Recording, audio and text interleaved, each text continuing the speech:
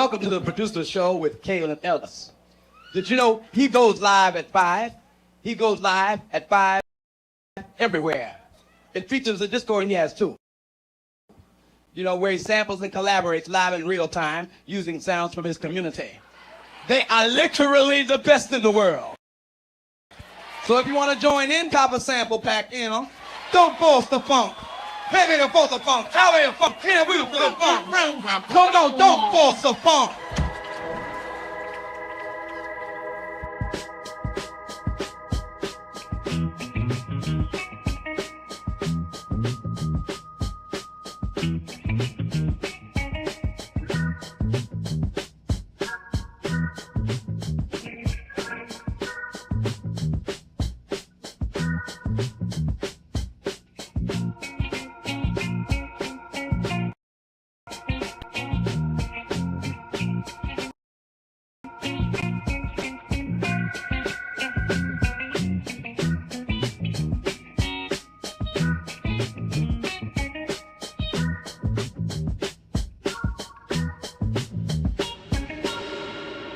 All right, I had to get my voice right because my microphone wasn't popping up. But I guess we should begin the show exactly like this. All right, ladies and gents, get yourself ready. Live at 5. What's good, family?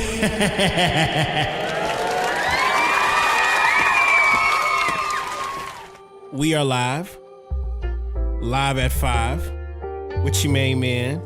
Oh, and I don't know if you noticed, we got the chat back over here. Yeah, for whatever reason, the chat just popped back up. That's actually kind of cool. It's actually funny that today is the day the chat pops back up. I've been wanting this to happen for so long. How are y'all feeling? Let me do a little camera check to make sure everything is kind of situated. We got this camera over here. We got this camera over here. And we also got the stream where y'all can see my screen. Can y'all see my screen loud and clear? Can you see it? Can you see it loud and clear? Just making sure some things are working. The Letterman jacket and the cap. Hey, man, listen. I appreciate y'all being here. It is December the 12th. 2024, and I got some really exciting news.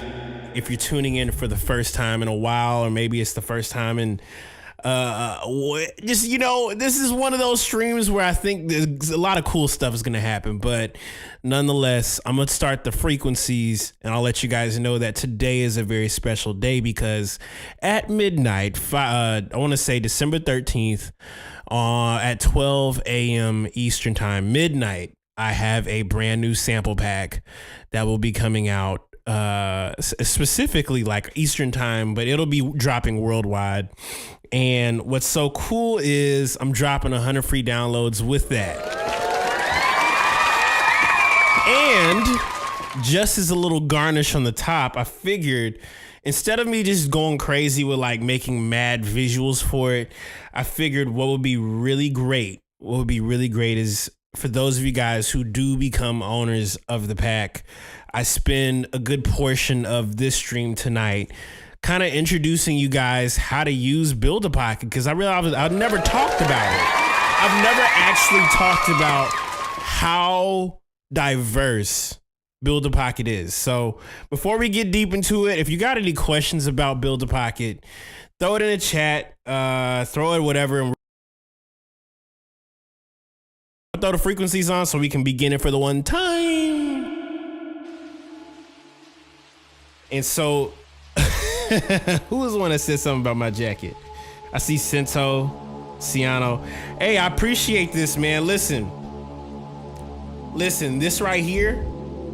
Shout out. Now, I've never talked about this. I have not talked about this, but shout out to Converse for sending me mad gear. Okay. I got this crazy like Converse Letterman jacket that I literally got like maybe a week ago, and I was thinking like, man, this would be really cool to rock, but I don't know when to wear it. I don't know when I would put it on. And so I figured I would wait for a very special occasion to do that. So yeah, shout out to Converse for the one time dropping a little custom piece. Well, it's not custom, it feels custom because it's just, it's very seldom I get free gear. You know what I'm saying? Converse, I wouldn't say they're a sponsor. Not yet, unfortunately. But that is the hope, okay? So Converse, if you see this, love you guys so much. I would love to try and I want to get the whole Makers Club drip, okay? I want to drip everybody out. Like picture not only just making great beats, but you also look great too. So I'm always into that fashion of things. I've always been interested in that. Like, I'm never opposed to wearing great clothes. Okay, so that's the hope. Makers Club, aka your boy Kayla Nellis, Converse collab. I would love to do that. I would love to see that with Mo Gratitude. Shout out to Mo Gratitude as well. I would love to see that. That would be crazy. But nonetheless, I had a couple other things that also popped up on my thing today. Real quick, I'm gonna show y'all the back of this jacket, and I also got one more other thing to show you guys as well. So let me do something real quick. Now, as well, the back of the jacket is crazy too. This mug is nuts. I literally just am like, they decided to snap for whatever reason on this thing.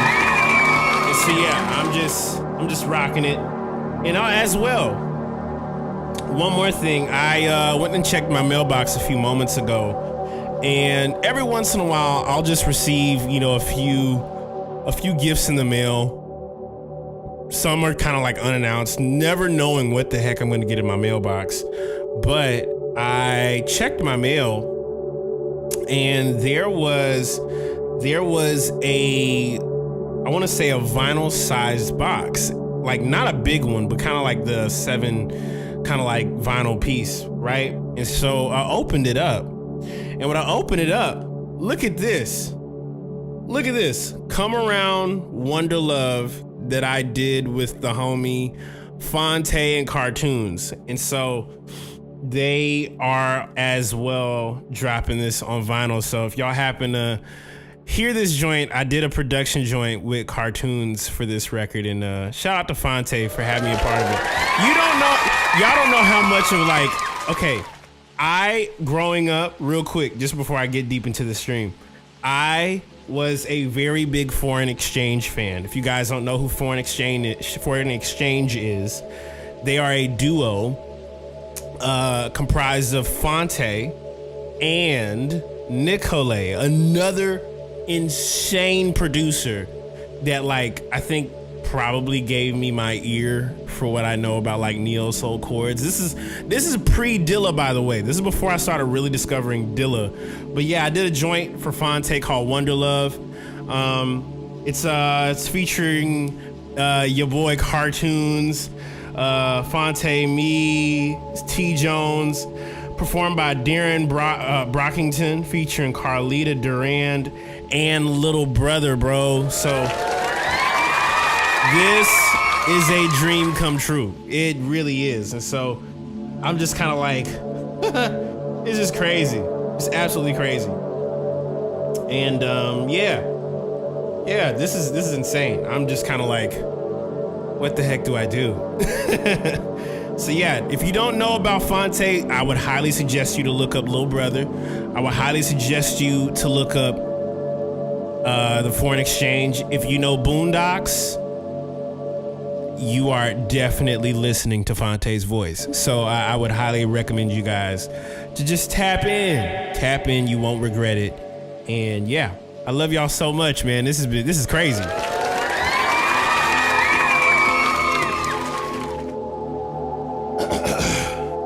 Yeah, so Judah One says I need to do my homework on Fonte and them. Yeah. Also does Questlove Supreme. I think so as well. I think he does as well. Yeah, he's incredible, bro. Hands down, by far one of the GOATs. By far. the amount of people he's inspired. And if he sees this, Phonte, you deserve your flowers, bro. You deserve your flowers.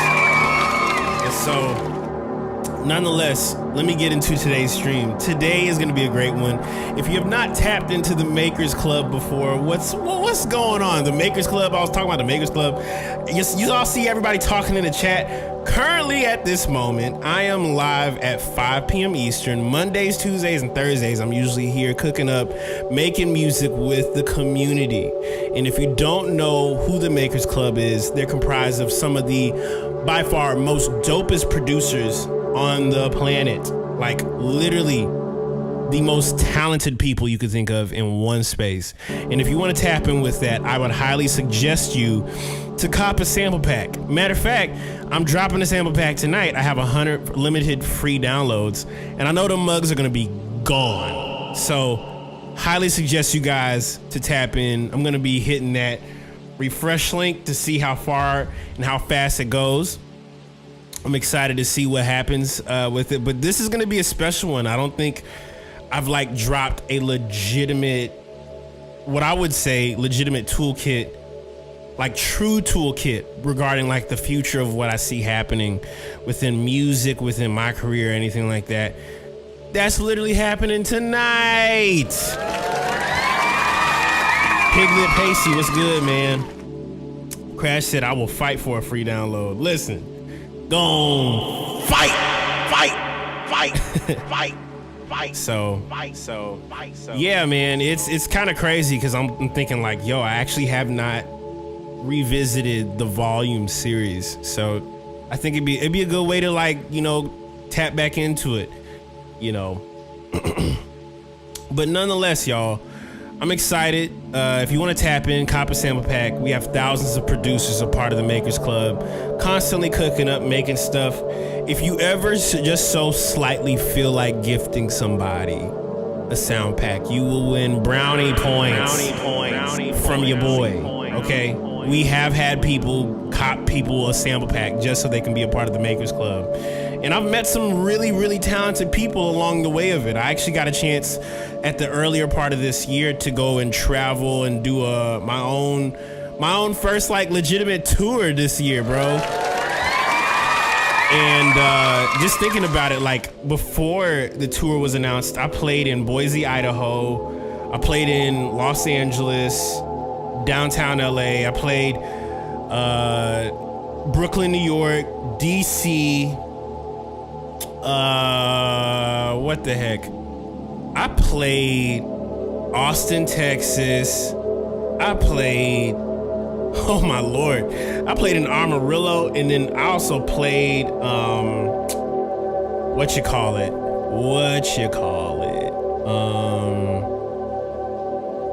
I played in London and Paris, man. That was a really wild trip. I also played in Greece. That was an invite. I wish that would have been more of a tour thing. I know.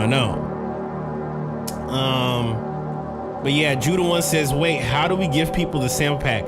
There is a option to gift people packs on Gumroad, actually. I think I found this out through a buddy of mine because he was trying to gift somebody one of the packs. And so let me go ahead and see if I could do a little something real quick. Let me see if I could do something real quick. Yeah, can it? All right, so let me show you. When you go on Cop, when you go to like buy the sample pack, right? Discord.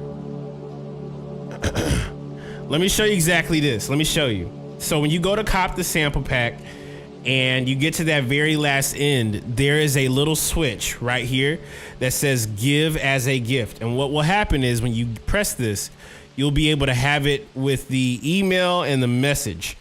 This is really dope to me, and this is why I really rock with Gumroad, because they allow you to gift things to people, which I think is very underrated for, like, you know, the independent circle, and I really appreciate it. Really appreciate it.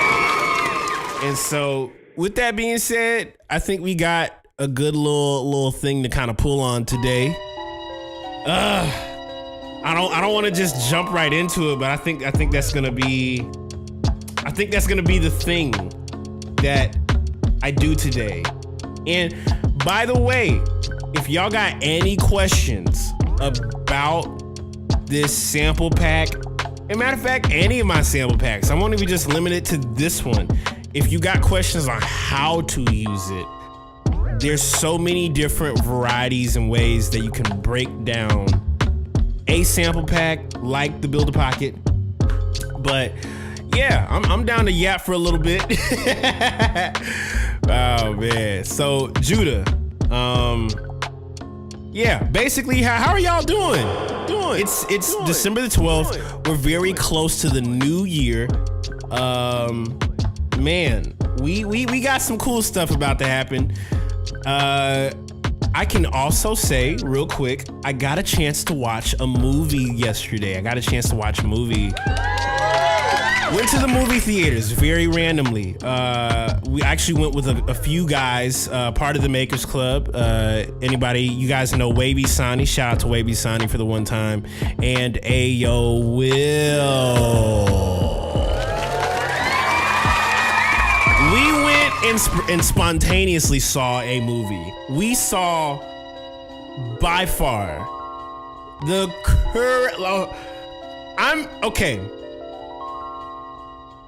we saw the craziest movie last night, and I'll explain why. And actually, real quick, what's the craziest film, whether it be like whatever genre, horror, adventure, comedy, like what's the just craziest movie? It was not Wicked, by the way, unfortunately. We did not go see Wicked. Aww. But we did see a movie. And this movie was called Smile 2. By far, the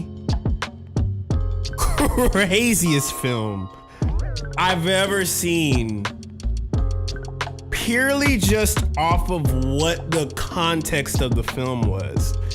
And I'm still trying to take it in, but that movie is nuts. I would say on par how they treated the filming of that movie. It's pretty on close to like Midsommar level of horror. It's pretty terrifying. Midsommar is terrifying. What's worse than that is Hereditary. But what also leans that direction, they did it just a little bit, was Smile 2. Now, preference, I have seen the first Smile movie. I watched Smile years ago at the movies, and it was the craziest film I had seen. For those of you guys who don't watch like thriller horror films, those kind of movies are just like, it's insane.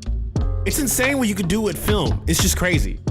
And so, nonetheless, Case 39 was wild. I heard about that one. That's another crazy one.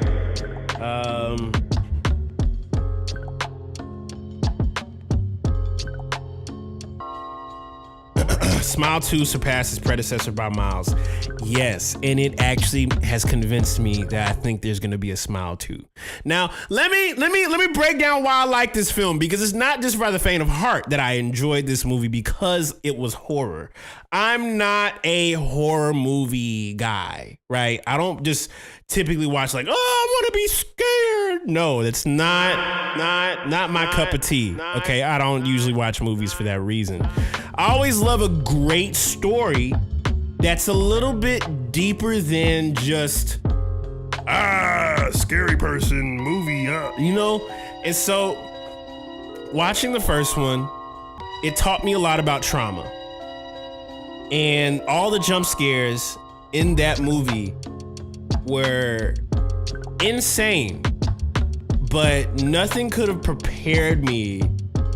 Nothing could have prepared me for all the terror that I was gonna experience with Smile 2. Now, when we got there, in the movie, A Man of God, heavy into horror movies is interesting and I can dig it. I'm more so into like sound design and the structure of storytelling, because what I find more intriguing than anything else,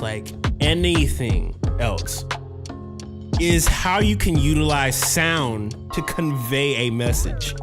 And Judah said my expectations were low for it. Hey, GFL Cowboy, what's good, Yeah, man. Let me go set a timer because I know I'm about to yap for a little second. But basically, we got there to the movie and we watched it, and I'm gonna try and not spoil it because it's a great movie. In short, they made this movie about the actress, the main character, was a singer, was a pop artist, a pop act, a fictional character, and she was about to start this worldwide tour. And what really kind of hit home for me for a good portion of the film was what they kind of like portrayed from the perspective of someone who travels, plays music, is in like basically feeding the inspiration of millions of people around the world.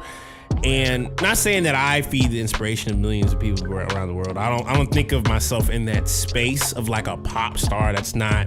I don't think at all close to that. But I will say they brought up some very unique talking points based on like the lifestyle of what someone in, I don't know, a pop act, biggest in the world, signed to Interscope Records, has a $1 million deal and is about to do a nationwide stadium tour. It is fascinating, but it actually brought up something very fascinating. And so in the film, y'all know the context of the smile. The smile is what they consider this like entity or this demon or this spirit, this cosmic being that basically possesses people, and what they really think they see is this thing that is out to get them. Now, in the first film, that was disguised as trauma.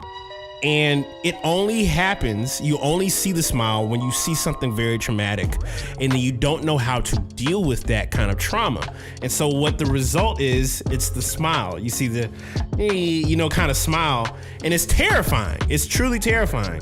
And there's people who have like had trauma in the movie storyline, and everybody was just dying out of just the craziest things, and they all said they saw this smile before they died. Now here's the most insane, sickening part about the film.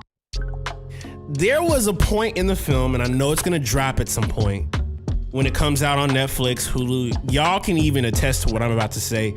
There's this film part in the movie where the spirit starts like, you're not special, you're not perfect, da da da, and it just freaks her out, and she's like, oh, she's like looking at it, won't look away, and then she like has this realization that she has control. And it was so fascinating to hear her say she has control. Because the moment that she realized she had control in the movie, that smile or that spirit just slowly disappeared. And it said something in the movie, the smile, spirit or whatever. It was like, all of this is happening inside of your mind. All of this is happening in your brain. And it was crazy to realize that every time the smile popped up in the film, fictionally and in the story, whatever was transpiring did not actually happen. It like actually did not happen. And it was crazy because I had a realization. And this is gonna get deep if you're ready for this. I started realizing that as I've been understanding my mind and how the mind works, I realize our mind has a lot more control over how we view things.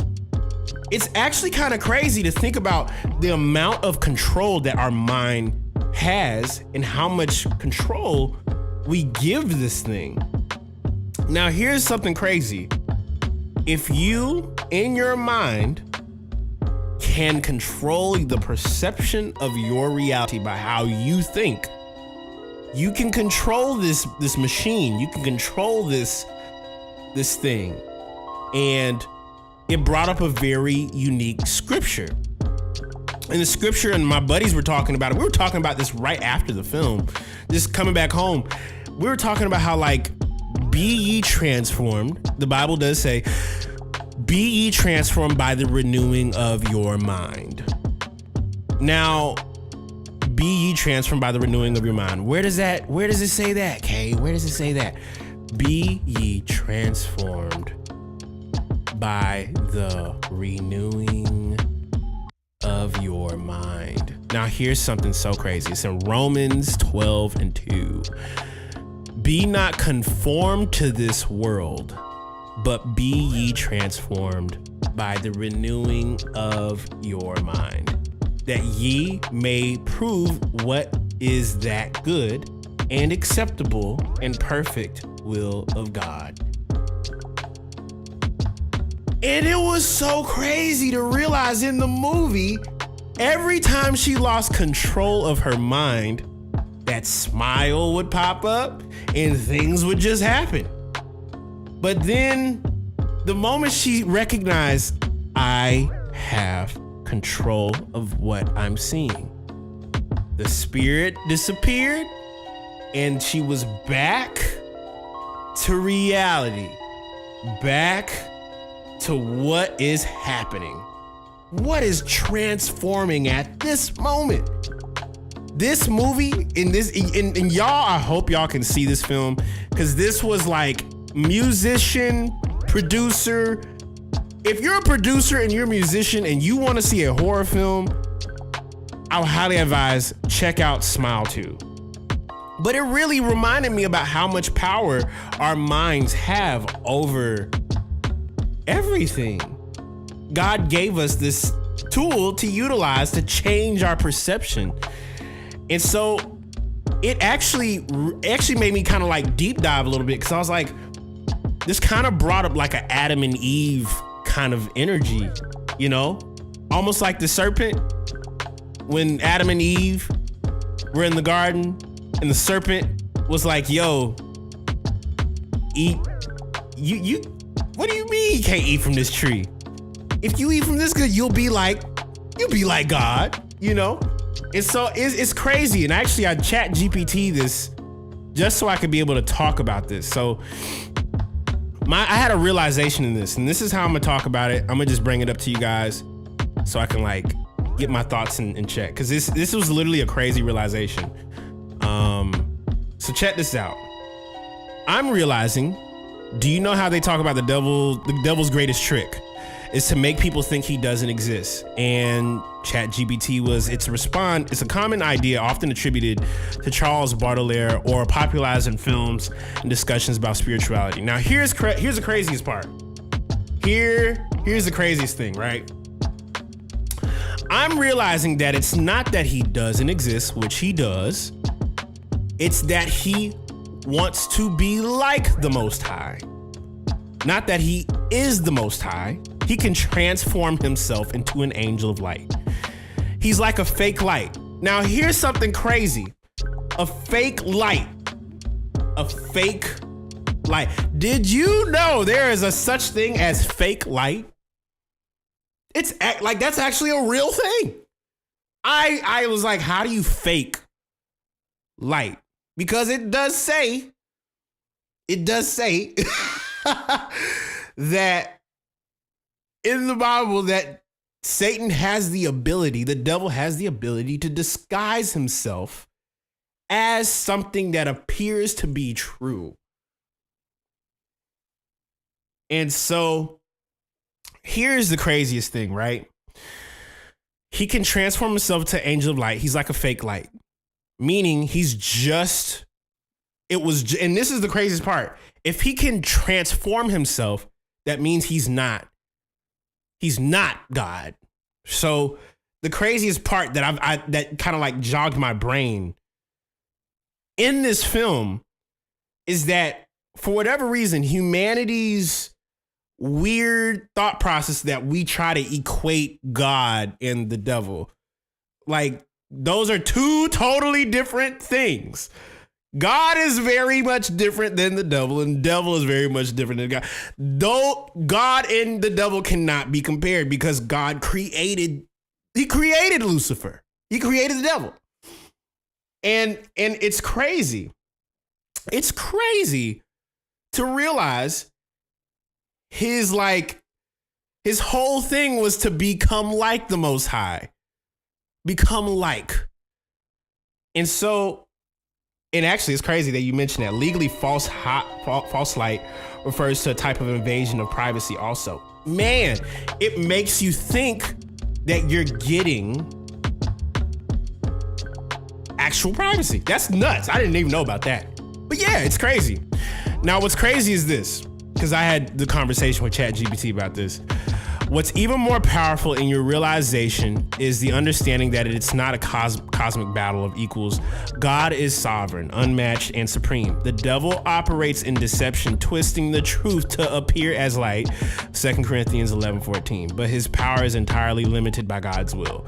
It's mind-blowing because it reframes the narrative. Instead of God versus the devil, it's just God and everything else is subject to his authority. Nothing and no one can truly rival him. That's a game changer in understanding spiritual battles. Now, here's the craziest part. If this is the case, how our minds work, do you know they have not even figured out completely how deep the human brain can go? Do you know how powerful that is? Like, think about it. For as long as humanity and humans have been walking this planet, nobody truly has fully discovered how deep the human brain can actually go. Like, we know how physical, every once in a while we look at somebody that dunks like Michael Jordan. We always see someone that does something crazy like LeBron. We see a crazy freak of nature every once in a while in sports, in the world, and it's just like, wow, that is absolutely enamoring. And the fact that that's not even as good as it gets for human beings is crazy. So the reason why I went down this rabbit hole is because in the film, all of the main character's thoughts, Sky Riley was her name. It's crazy to think what was messing with her the whole movie was she was this great artist. Probably like the best. The way they portrayed her in the movie was like she is this Beyonce level type artist.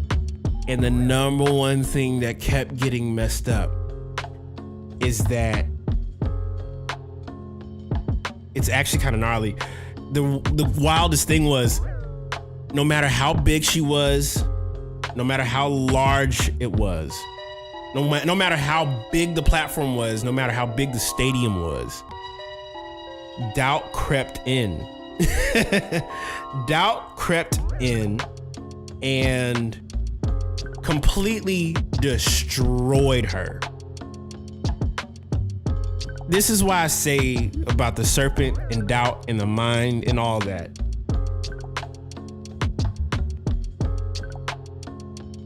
Doubt is like a snake.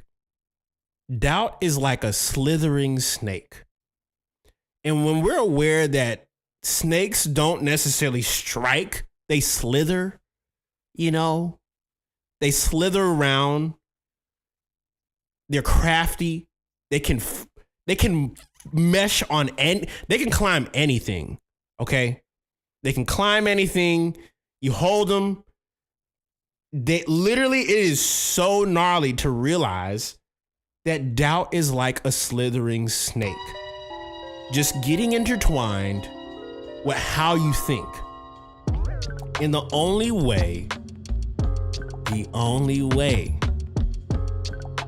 of getting rid of that doubt is to actually remind yourself of the truth. God gave me a mind that I can control. And it's so gnarly to realize the most terrifying thing, probably the most scariest thing, is losing your mind. You have to remind yourself how powerful your mind is. Your mind can help you become the greatest version of whatever you need to become. Or it can make things, false evidence appearing very real. That's fear. And the moment that clicked for me, I realized every time, and if anybody else has had this experience, let me know in the chat and in the comment section. But you ever feel like when something great is about to happen, or when something insane is about to happen, you tend to just go through things a little bit harder. You tend to go through things a little bit deeper than normal. Something that kind of takes you out of like being aligned with what you need to do. You ever notice that? Like you're focused, boom, boom, I'm doing what I gotta do. I got the left hook, got right hook. But for some reason, something in life literally stops it. Just completely stops it. And you're just like, why did I just get rocked like this? Even this week, and I know I'm saying this from my own personal experience, dog, I legit had an experience this week that made me realize like, yo, I gotta get a grip with reality, dog. And the moment I did, I realized this week, I'm dropping a sound pack that I haven't even put out. I'm sitting on sounds that have not been put out in 2 years. The last sound pack that I released was the sauce. Like really, like when we think about, and I know y'all be thinking about my sample packs like this. I know I be making sample packs, but the sauce pack was the most dialed in I felt in a long time. And it took me a while to get back there. I took a lot of detours to get back to that level of focus of like, what is next for me? And I realized what's next for me is what is happening at this moment. I'm playing the drums like a madman every day. So why not just make the whole pack about that? And so this week, I realized I'm supposed to finish this mug. I'm supposed to drop it literally midnight Friday. And I had something so crazy hit me where it was like, man, I started just questioning everything. But then, you know, I had a realization in the middle of it. I started realizing, is it quite possible that the crazy turmoil that is happening in my world right now is just a glimpse of what the opposite is gonna be once I go through it? And let alone, once everything got settled, I managed to finish this sound pack, like complete, in a matter of a day. I did everything that y'all are about to see with this sound pack that I'm gonna show y'all tonight. I did it in a day. The idea for what kind of thing do I want this to be, what the titling, the presentation of it. I want when people open up this pack that it's like, yo, he knew what he wanted and he got it. It's crazy, but fear and doubt, we can never allow fear and doubt to fully creep in. And also too, I'll let this also be another thing, because I thought about this too. you ever get a feeling or like a thought or like this kind of like reminder that you need to lock in? Like, let's say you just kind of chilling, all of a sudden you just get that random urge to be like, okay, I need to focus. I need to get back into it. I need to let me stop playing around. It's like when you playing video games and someone's like really, really getting you, and you like, nah, let me. And what's so gnarly is, as soon as I finished it, as God as my witness, what I showed you guys literally on Tuesday regarding the KES1, that happened in a day, bro. I had no idea that was sitting on the other side of all the turmoil my brain and my body was going through. And what's crazy is, no matter how deep and crazy it was, I told myself I cannot allow confusion, the energy, negative energy, to be able to affect what God has put in front of me. And that is you guys, bro. Like, I understand my responsibility and what I'm supposed to be doing here. And the only reason I know about that, and I would highly suggest for everyone who's trying to figure out what is it that you need to do, especially when life is like in turmoil. One of the greatest things I heard today was from this guy named Myron Golden. And he said the way people can upgrade their life and get better is simply to surrender and yield themselves to God. And the sooner you yield yourself to what God wants versus what you would desire and what you want and what you like, then things start to open up in a very, very different way. And so I often have to ask myself, what am I doing to serve those around me? How am I serving around me? And that has literally been the greatest word that I can use that has like perfectly presented what I'm going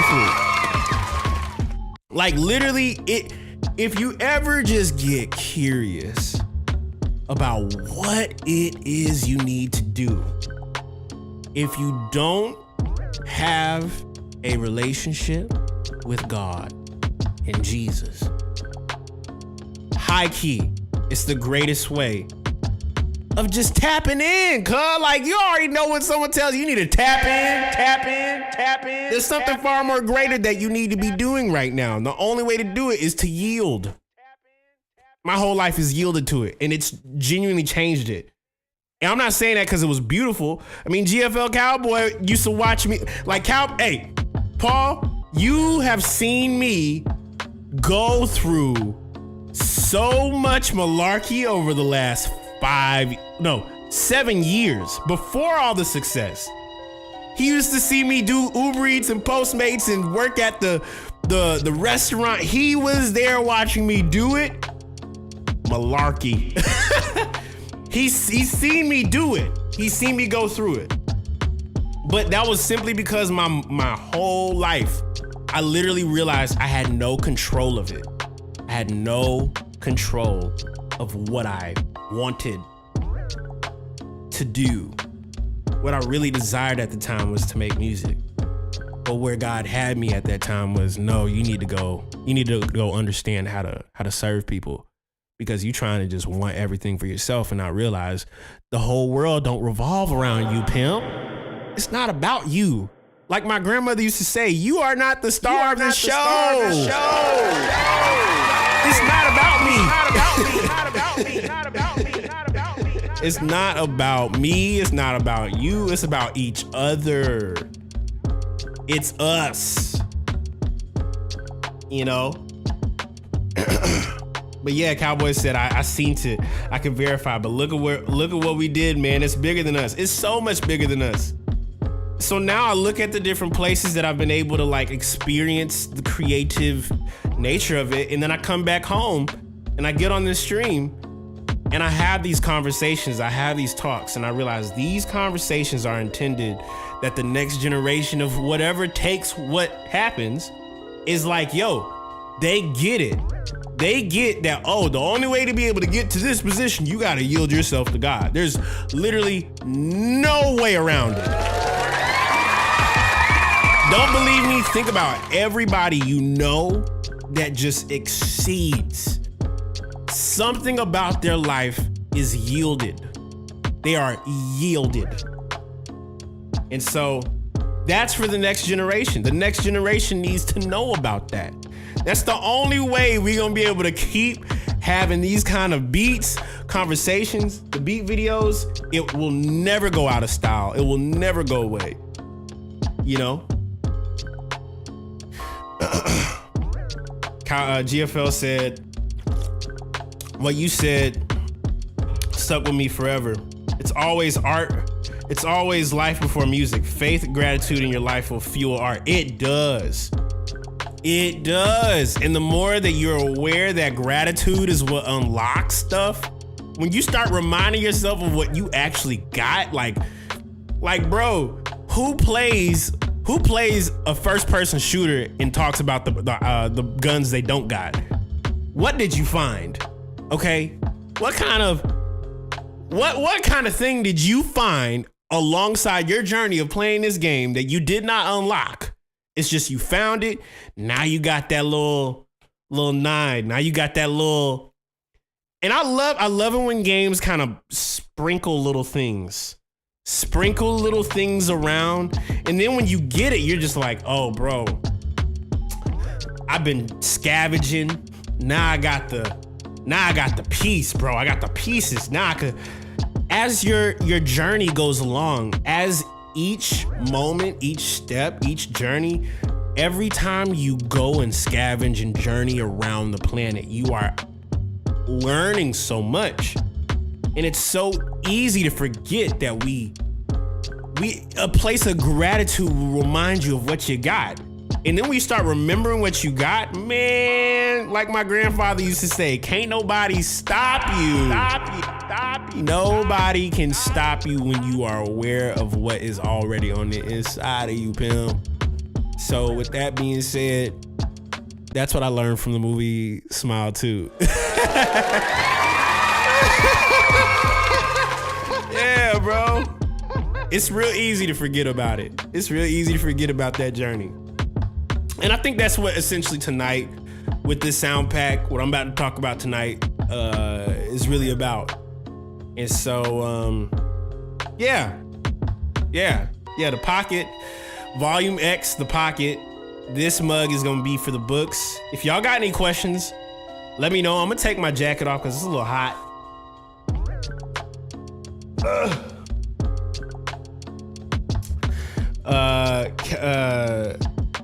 Let me see here. Glasses ran. Said looking forward to this. You know what? I actually need to get my water. I do need to go grab my water. So real quick, I'm gonna go grab my water. I'm gonna let this frequency run for a little bit, and we'll get into the pack, y'all. So yeah, give me 1 second. I'll be right back. Get yourself a snack. If you haven't got yourself a snack, get yourself some food. This is gonna be great. This is gonna be great. Real quick. Welcome to the Producer Show with Caleb Ellis. Did you know he goes live at 5? He goes live at 5 everywhere. It features a Discord he has too. You know, where he samples and collaborates live in real time using sounds from his community. They are literally the best in the world. So if you want to join in, cop a sample pack, you know. Don't force the funk. Maybe you force the funk. How are you funk? Here we for the funk. No, don't force the funk.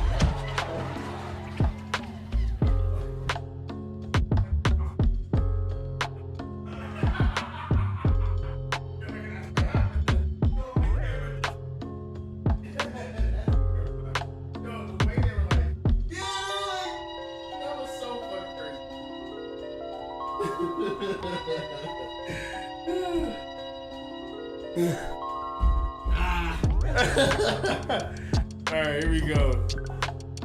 We finna be getting this. Finna go crazy. I got my water on me now.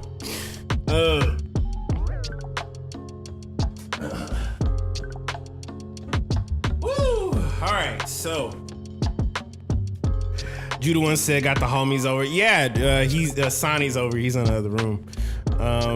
But yeah, so let's go ahead and kind of break it down for you guys. I'm gonna go ahead and get into it real quick. Let me go ahead and turn this up. And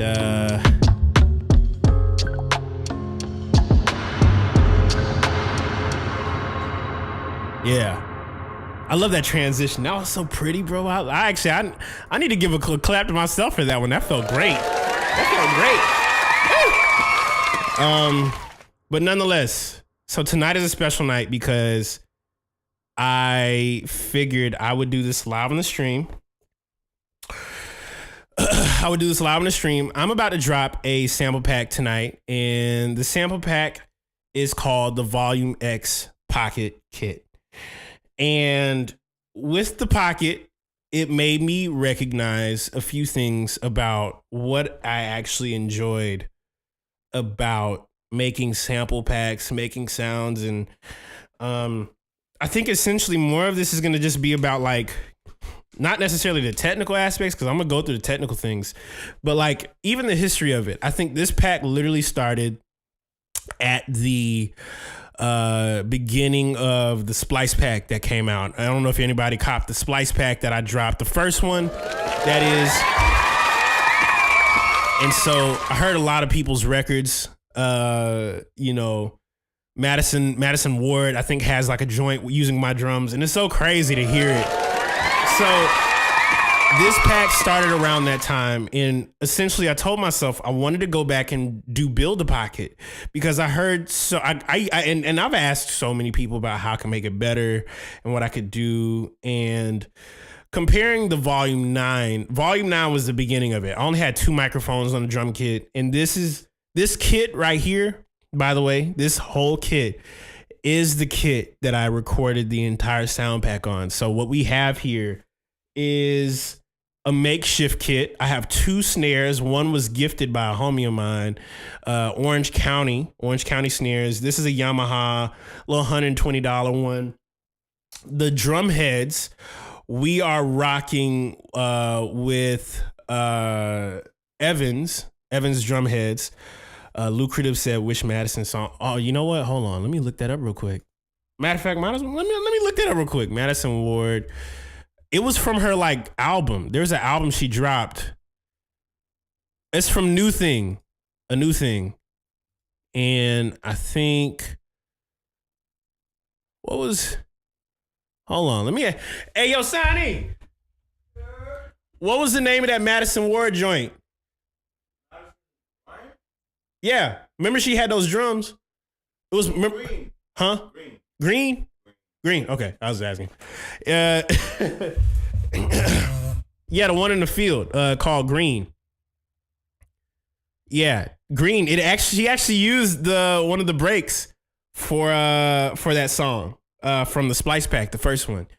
And so yeah, this sound pack that I'm about to introduce to you guys, Volume X Pocket, was literally like made amongst that time frame. So it was crazy to hear Madison Ryan Ward use that for her record. But this whole kit, this is a fully acoustic kit, fully acoustic bongos. There's no electronic pads or anything. The cymbals, we have a special effects 18-inch crash here. And then we also have a 22-inch ride crash.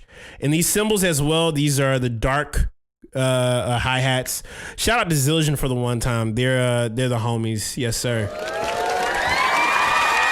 And so the Build a Pocket, I figured I would sit down and probably try and do something a little bit challenging, but I realized with no risk, no reward, right? And so the risk was getting like my wrists to just kind of cooperate with me on this. So I went back and decided to do something a little bit drastic. I was like, I want to record all of the Build a Pocket sounds, which Build a Pocket makes a huge upgrade. Build a Pocket makes a giant upgrade because we have an entire drum kit with this new pack. And so you got the full kit, you got the snare, tom 1, tom 2, you got the crash, you got the ride, you got the hi-hats. The whole kit has been specifically recorded that you can rearrange patterns. And what's funny is, I realized if you record 8 tempos of just all of these individual drums, I had to ask ChatGPT. I had to go on the internet. I was like, bro, how many combinations can I make just with that alone? And I realized it's pretty infinite. Nonetheless, specifically, if we were to be specific here, there is, what's the number here? What number are we working with here? I asked the GPT this thing. I was like, yo, this is kind of gnarly. What he said. Combination. Yeah, combination. Let's see here. Build a pocket. Yeah. All right. So there's about a quadrillion amount of like patterns and combinations. The whole pack is intended that you could just simply record and make as many different drum patterns as you possibly can. And yeah, I can't wait to show it to you guys. So let me go ahead and get these specs out of the way for you guys. I'm gonna show y'all how it functions. So a very simple setup. What we have here is the exclusive Kalen Ellis Volume X Pocket. What we have here is about 1 gigabyte, about I would say 1 gig of sounds. We got, I want to say 862 files just sitting inside this thing. And so it's separated. It's separated with art. So the art to be able to explain what the different elements are. The Build a Pocket, of course, 9 items. Drums. These will include the one-shots, the loops. Now, here's the craziest part about all of these things. Even the percussions. These feature stuff from the You Are Here Start album. So if y'all bump that record, shout out to everybody that listened to it, you will hear the drum loops from that album in here. And I'll show you exactly what it is. So let's go ahead and show you the art. We're going to double click on this. So the art, we got the BAP folder icon. The subfolders. This is the cover. I don't know if anybody's seen the cover of the sound pack as well. This is the drum icon, the loop, main folder, marks the spot, X marks the spot, This is the one shot, percussions. This is supposed to be the SFX, subfolder again. These are the Vox logos and so forth. Build a Pocket. Now this is where everything gets fascinating. Peep this. I just need you to look at this. This is the organization we're working with. Just so you know what's going on. You got the crash cymbal, you got the hi-hat, the high tom, the kick, the low tom, ride, snare. And it repeats for another set of just tempos. Completely decked out. Even the breaks. Now here's the cool thing about the breaks. You will hear things like the album cuts. Essentially the album cuts feature none other than Celebration. So let's go ahead and swap this over here so I can put y'all so I can hear it real quick. So yeah, this is Celebration. So that's that one. You got Cycles. You got fills. You got different types of drum fills.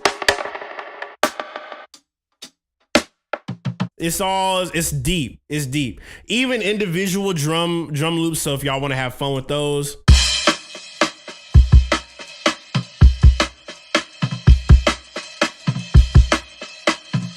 It gets pretty deep, bro. It gets pretty deep. These are all. I know y'all probably gonna recognize this one. That's that one. And one shots. We got kicks, snares. Now, a lot of people have asked me, hey, K, you need to make some percussions for us. And honestly, I wanted to just kind of try a few things out with this one. If it is not sufficeable, just know I'm prepared for a DLC at any point. Because I just know how it works.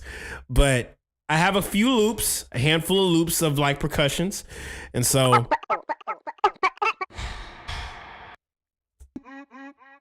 vocals, we have one shots. Now the one shots, these are all individual pieces. They're all deep. And yeah, that's basically the pack.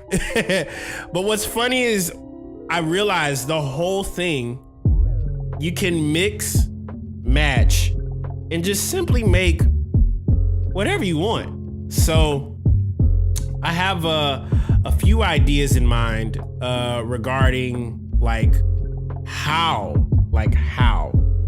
Hope you have rim shots in that Build-A-Pocket snare loops. Yes, trust me, there is mad variety in here. So you got rim shots, there's one joint where I'm playing with a mallet. I'm just doing different things. I'm trying to play with the dynamics as heavy as I possibly can. So you're gonna hear a lot of stuff, specifically the rim shots. Even like in the individual ones, you will hear some crazy rims in this joint. There's some snare sounds that I actually went and just started collecting. I'm like, oh my God, there's stuff here. It's all deep. And y'all have heard these sounds like in the previous streams, but I'm excited to kind of like finally share it with you guys. Because literally you can make whatever you want without having to think. And I think that's the one thing that I wanted to make this pack about. I didn't want this to be a pack where you just, you got a few sounds, cool. No, this Build-A-Pocket, the Pocket Pack, is intended to just make what you want to make, And for anybody that opens this pack and messes with it, I appreciate y'all. I'm definitely not perfect in just creating samples, but I also do know I don't want to overwhelm folks with just mad sounds, but I want to be able to make the right sounds for the right reasons. And so many of these sounds can be reused. If you find something you like, reuse it again, because there's nothing wrong with that. Once you find something that works, pimp, use it. So I appreciate all y'all for just being in. Creativity often happens best when you ain't thinking too hard. Can literally not have too many snares. Literally. It's really impossible. So yeah, I'm gonna just show y'all how quick this mug works. So let me go ahead and go over here to Build-A-Pocket. Because what's funny is the way that, and there's 3 different levels of how you can really utilize this thing. So a lot of the times when people I see utilize Build-A-Pocket, it kind of like hits me crazy. To realize like, oh shucks, there's you're only just using a hi-hat loop. And I don't want you to just use a hi-hat loop. I want everything about this pack for you guys to be, if you need an idea, if you don't have any ideas, if you need something that kind of like fulfills a purpose, this pack does it. And so I'm gonna randomly select a BPM we have sitting here in the Build-A-Pocket. Let's go with 120. Yeah, we got 120. And what's funny is actually I heard one pack.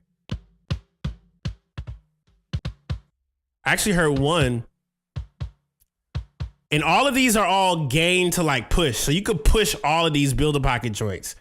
They're all intended for you to like mess with. So let's just say, for instance, I want to go to, let me pick a BPM. I'm gonna pick 102. And what's great about it is it's a simple drag and drop. As simple as that. We'll go here. I'll go ahead and turn on this metronome. Make sure this track is off so y'all don't hear it. So this is it. I'm actually gonna set a timer because I know I'm about to just completely come up with something random. I have no idea what's about to happen, by the way. So this is kind of me going off the cuff. Set a timer for 25 minutes.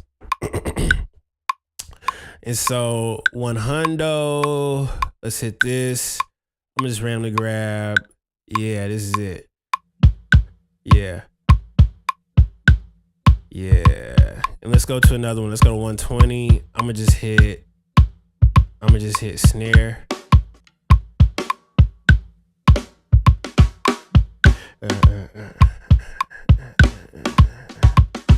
And it's just interesting because it's like you could really come up with just stuff really quick. I'm gonna just hit hi-hat. Yeah, let's grab one.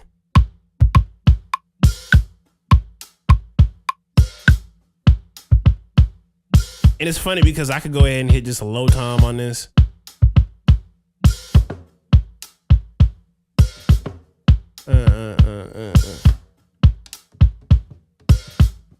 Ooh, yep.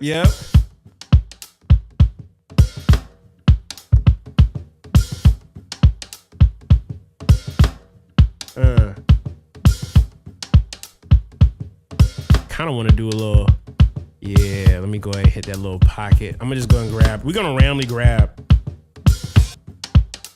Yeah, hit the one shots, hit a snare here.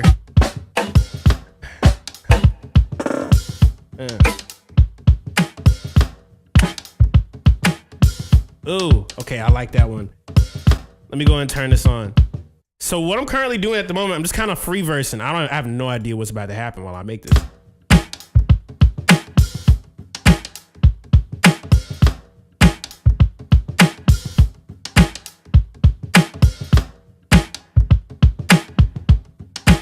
Let me actually mute this. I like this.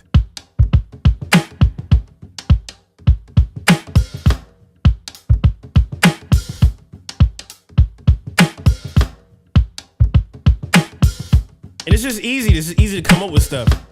And I don't have to think too much about it.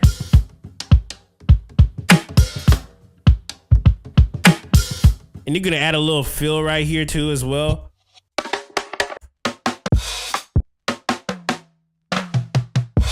Yeah, let's go and drop that over here.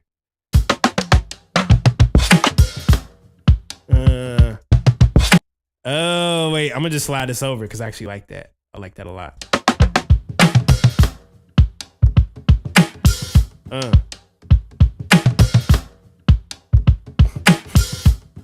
I like that.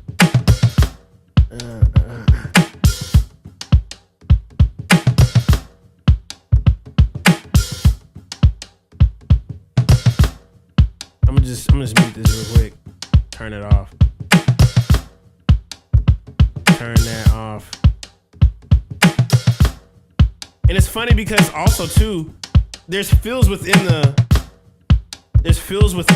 actual like builder pocket. And I'm gonna just go ahead and layer it with another one. I'm gonna go and add a kick. Layer that, layer that, layer that, layer that. Yeah. Turn on the 16th note, like what 8th note that is.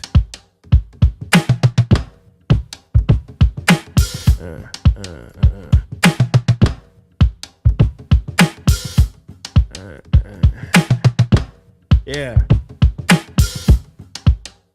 I'm gonna hit that. Put that here.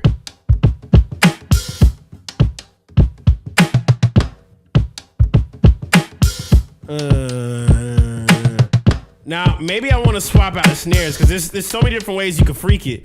So let me go and hit a rim.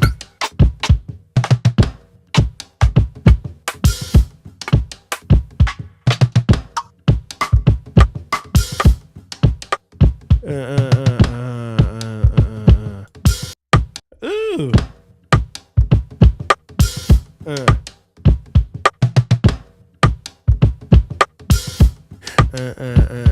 Now here's the one thing I love about it too. You could literally go over here and be like, I don't have any hi-hat ideas. Sure, let's go ahead and hit 102, 120 and just see what kind of hi-hats we got. I actually got a rock one that just is straight open hat. Yeah.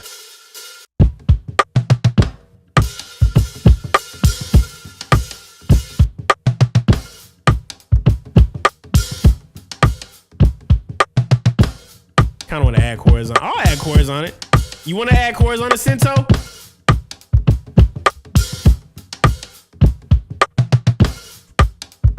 Let's mute this.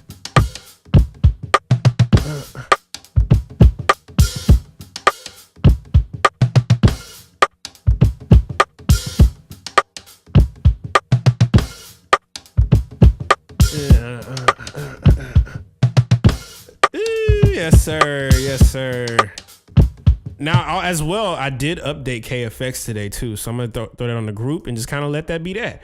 And I'm about to just make as many beats as I possibly can with this thing because it's a pretty deep thing. And it's, you know, it's not too crazy, but it is crazy, though. It is crazy. Hit KFX. Hit KFX. Tree. Yeah.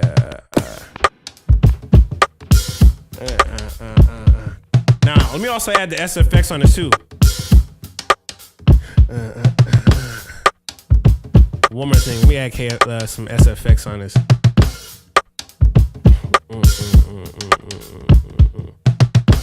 I have synth sounds.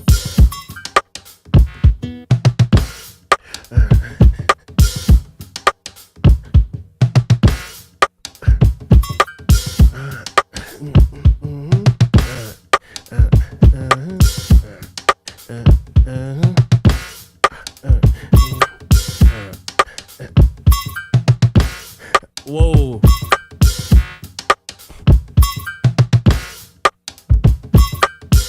I'm gonna make sure that goes over here.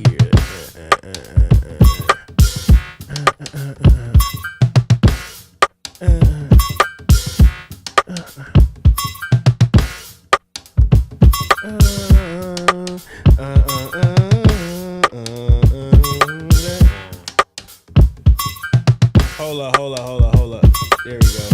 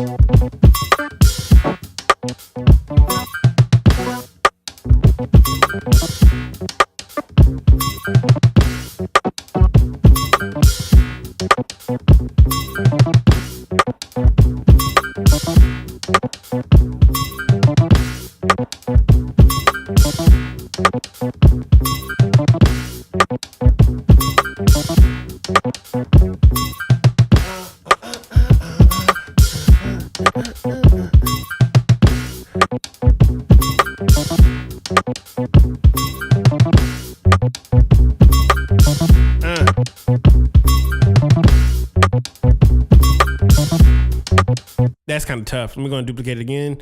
I like that first phrase. Now we can layer up these drums just because how crazy it gets. Yeah, put that right here. Yeah, extend that.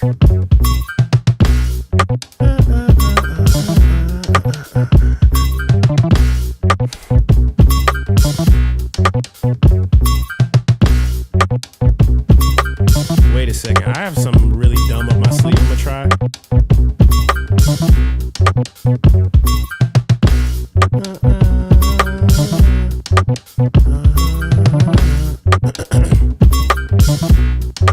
I kind of want to get a clap real quick. Yeah.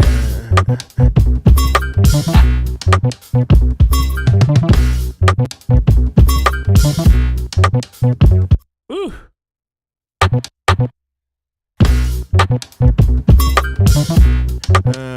That's it. This is one of those claps from it. Yeah.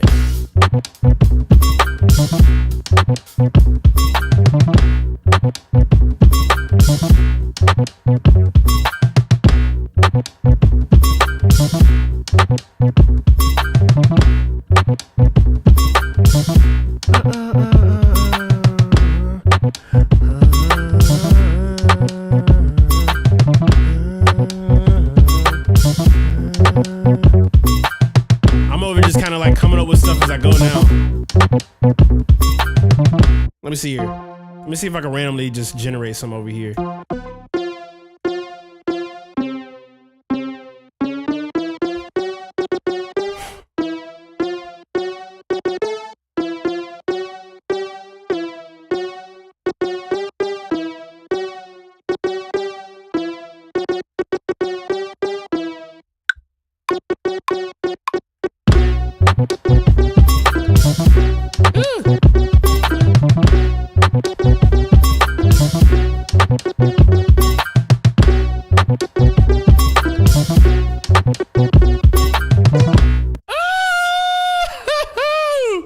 Oh, wait a second, hold up. There's something on this.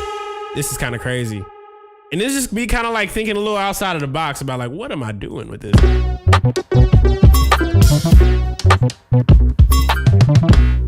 I actually want to create more space with that kick. So let's see here. I don't even want to put this on here. Put this away right here. Yep.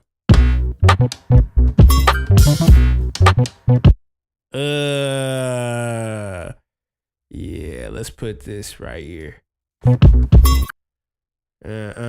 I'm gonna do a doom clack like real 2000s. Cause if we go in 2000s, I gotta wear that. I gotta wear that influence like a crown. Okay, gotta wear it like a crown. So this is what I'm gonna do right here. I'm gonna just take the same thing over here and just loop it perfectly. Yeah, that's what I need right there.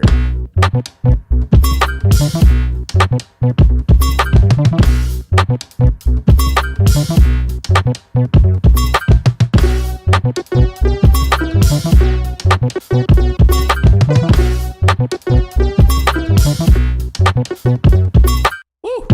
I gotta do one more on an octave right here. I gotta do an octave on this one. Cause it's cool, cause I wanna get like right here.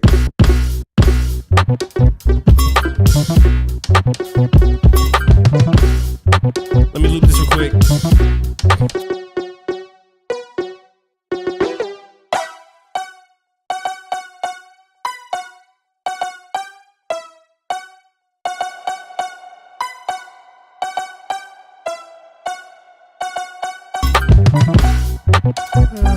I'm gonna do chords on this real quick.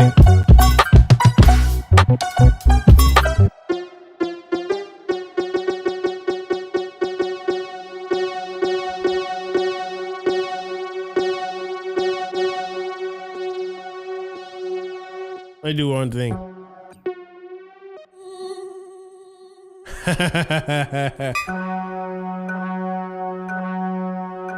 Oh my gosh, I'm gonna do this. I'm gonna do this. Hold up. Hold up. Hold up. 1 second. Here we go.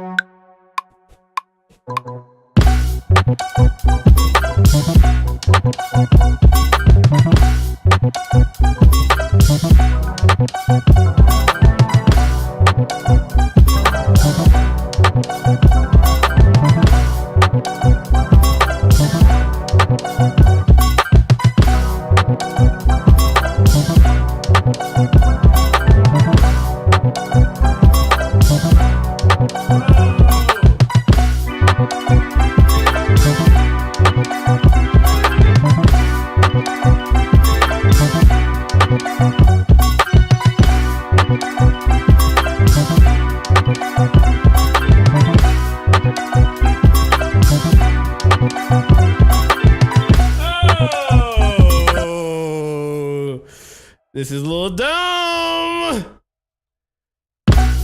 This is a little dumb. A little bit stupid. You're a little stupid, little dumb. Ah! Jesus! Jesus!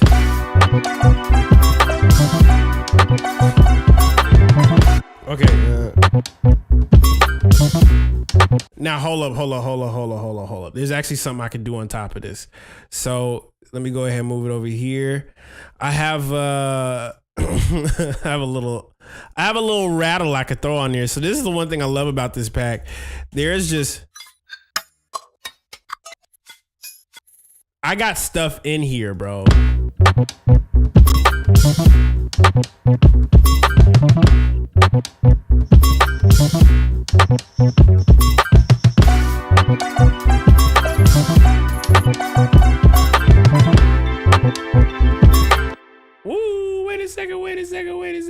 second. Wait a second.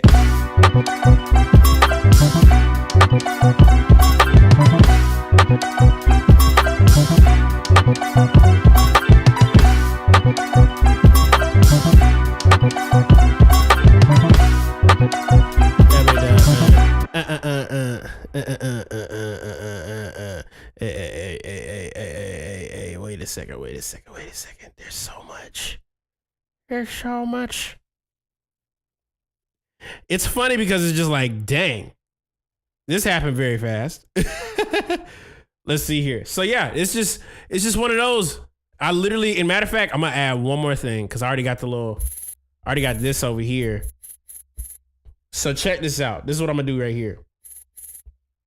I'm gonna do something like this. Let's try Cadoodle Bob with this one.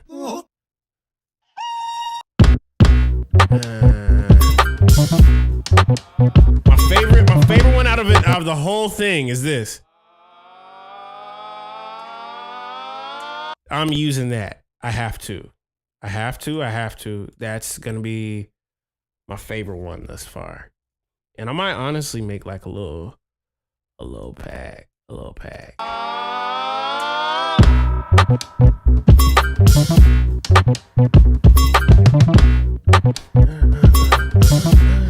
Let me go ahead and put this right here. So I'm putting the intro.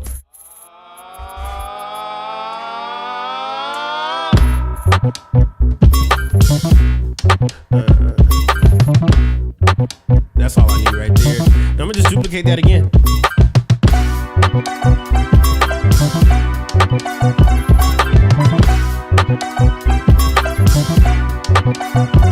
Oh!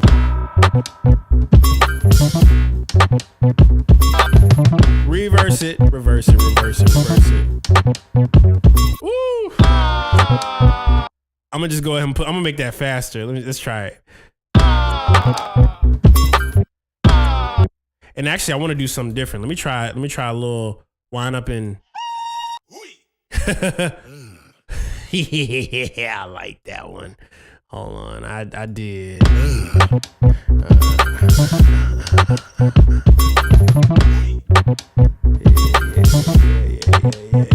Yeah. Whoa. I'm gonna detune that.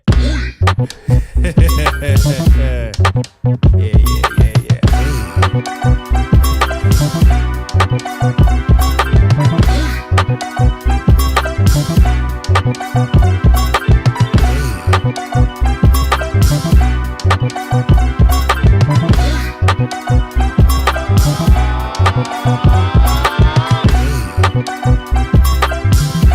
Take away the drum, take away the bass.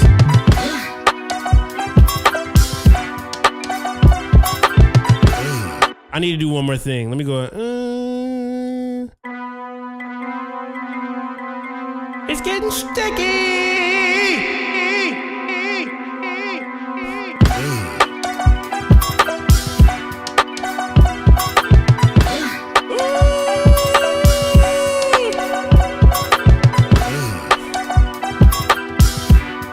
Let me do something silly right now. Hold up.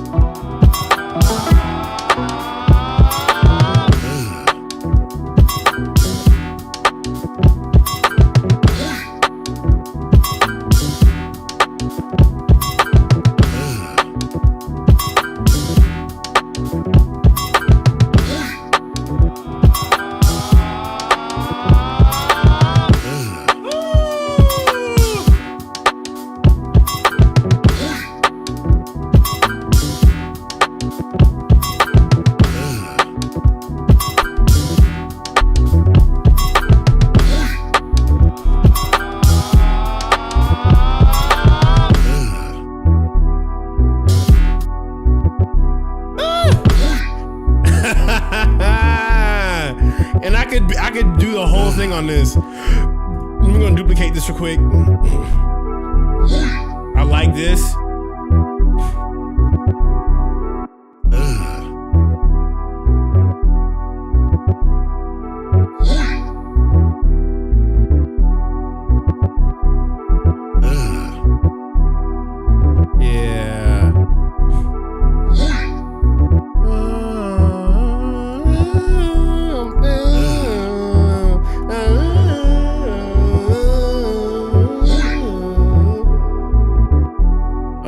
Wait a second. Oh.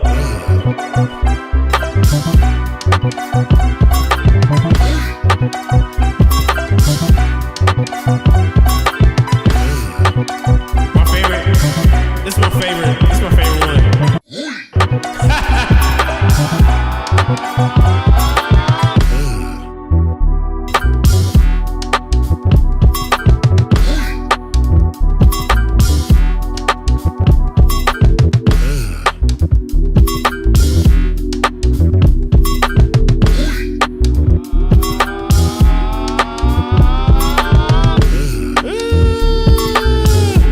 Wait a second.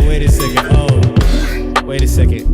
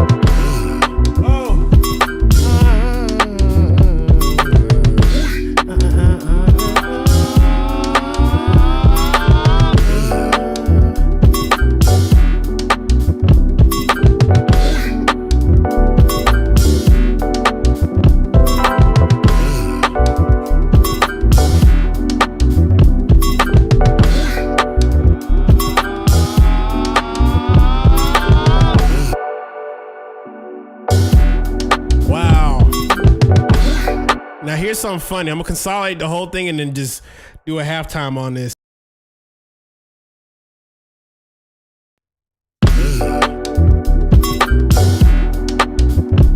Actually, I got a dumb idea. Let me hit warp, go -12.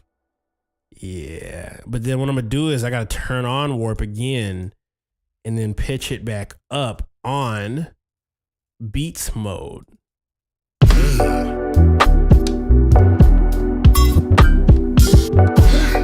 Oh, wow.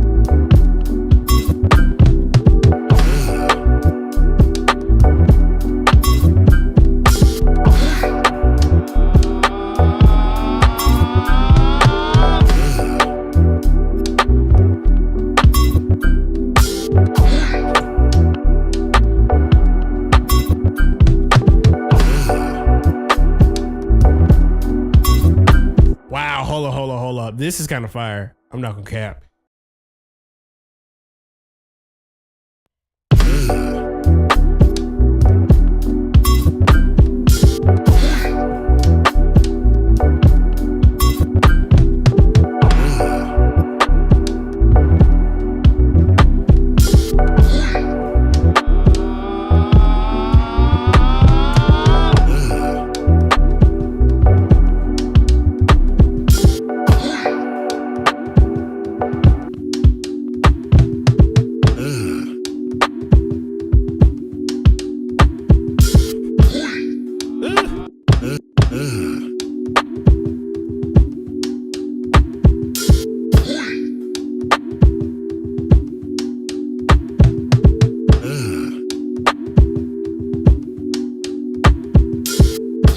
this is tough.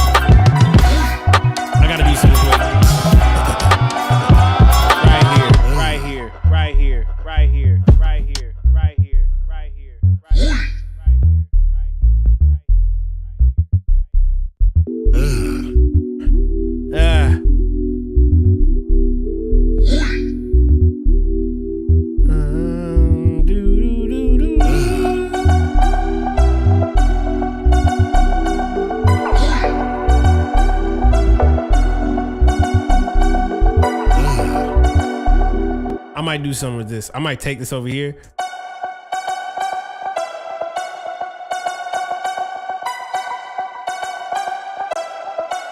And over here, put this over here. Copy this.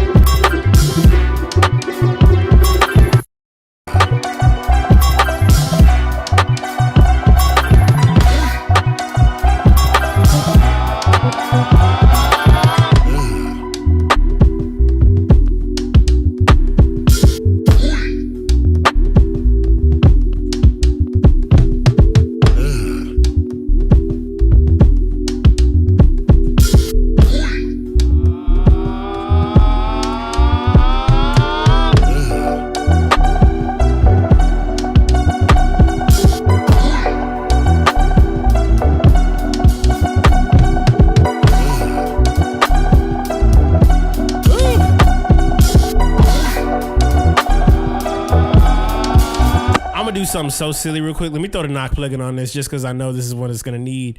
Knock plugin coming in. Let me throw that in here. Let me just see what happens. Let's just see what happens.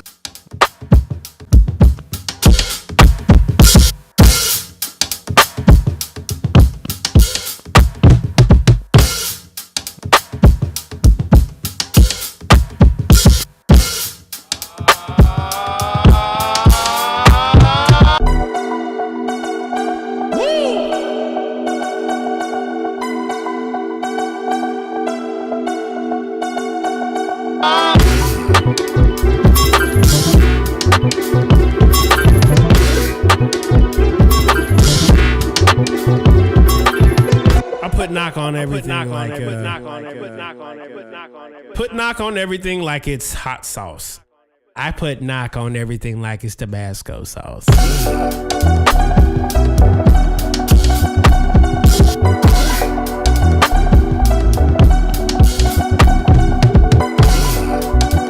I think what's gonna make it stand out is once I do this. Hold on.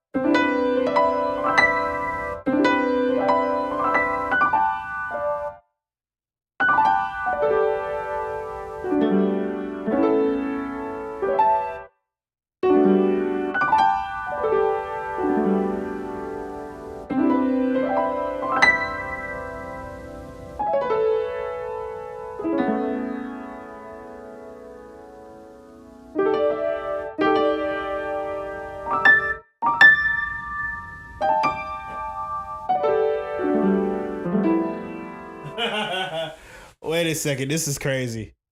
This is crazy. 1, 2, 3.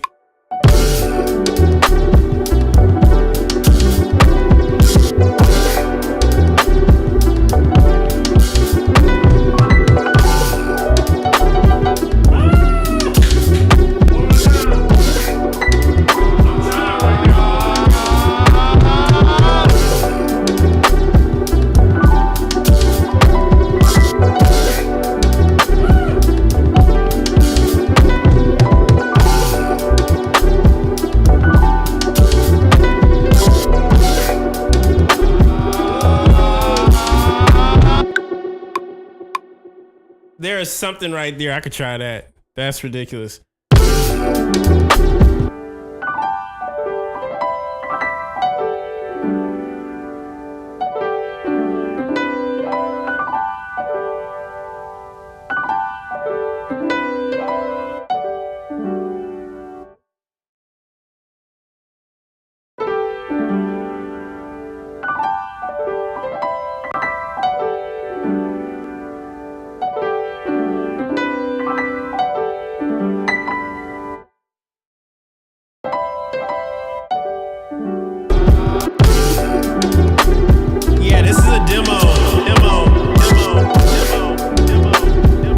Shout out to everybody just vibing out.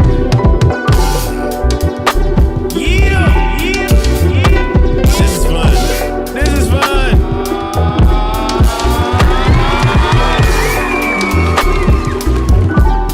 I gotta throw it back on the beginning too.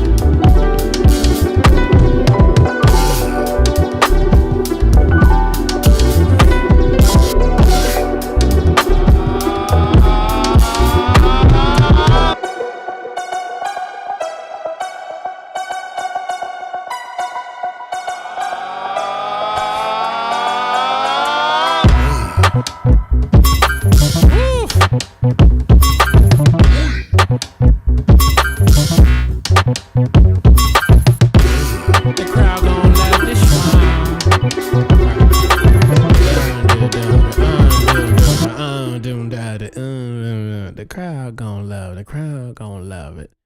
You gonna pocket.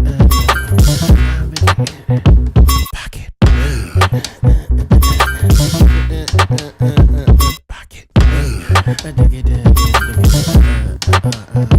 Pocket. I'm gonna try that. Pocket.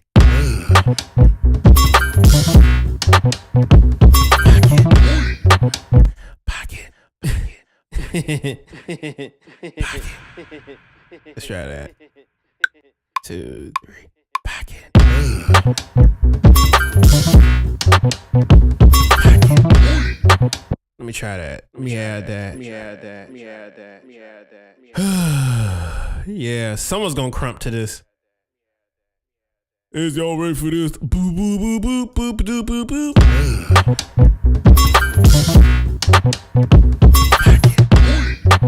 I'm gonna put that over here. Over here. Pocket. Oh, take this out.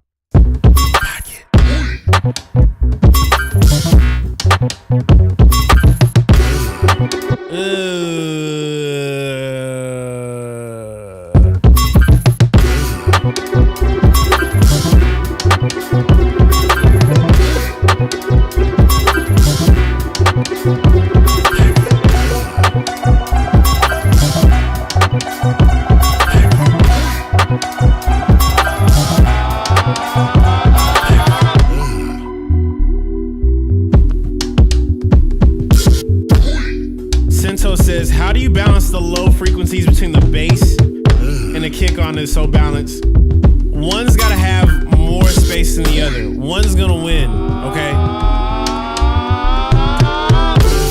So what you're hearing from majority of the drums is just a lot of like punch. Not as much low end, but you are hearing punch. And so with the bass being a whole sub, it's kind of like, we know when you in church and you hear somebody playing the drums, and the drums obviously are punching, but the bass is sitting a little bit lower. One's going to have to take more space than the other, depending on what you want. So I got drums knocking, right? But because of the way the kick is sitting, I don't have to really think too deep about like how far I want it to like, how far I want, you know, certain things to go. I always love a good kick and drum that sit together. They should feel together.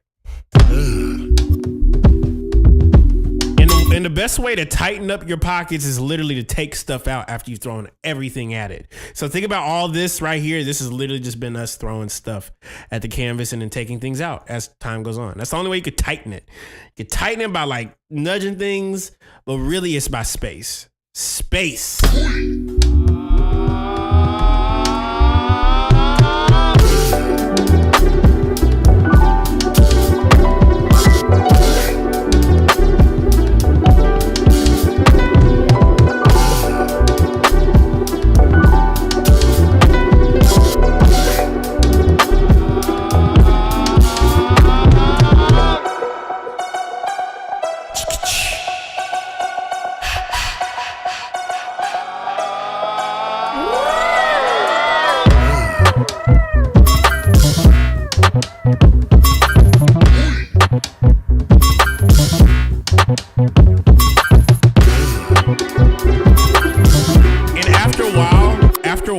If you do that a lot, it just becomes a natural instinct. Yeah. So let's just go and save this. This is great. This is great. I really enjoyed this one. I hope, and if y'all got any more questions pertaining to the pocket, I want to answer whatever requests y'all got about this thing. You know what I'm saying?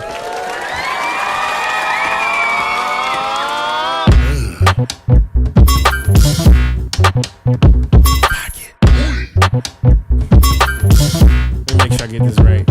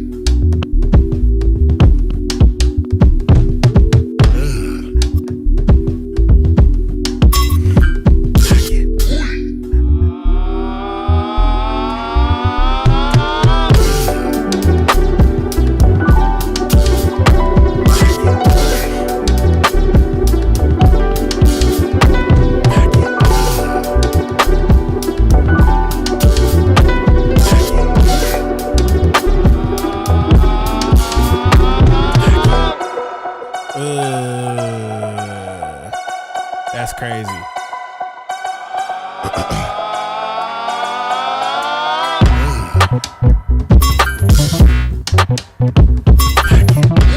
I'm gonna call this one pocket. This is 495.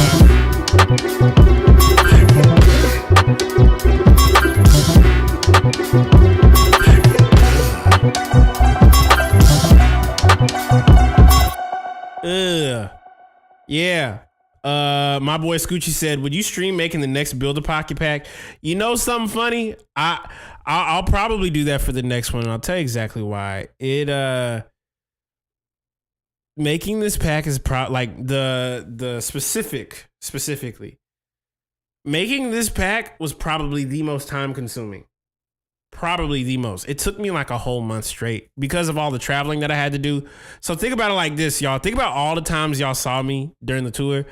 As I was coming back home, I was spending an entire day knocking out at least a folder and conceptualizing it. But yeah, Mfaka says, do you usually use the stock Ableton Gate to clean up your drum kit that you record, or do you clean them up with the DS10? So I'll tell you what I use the DS10 for.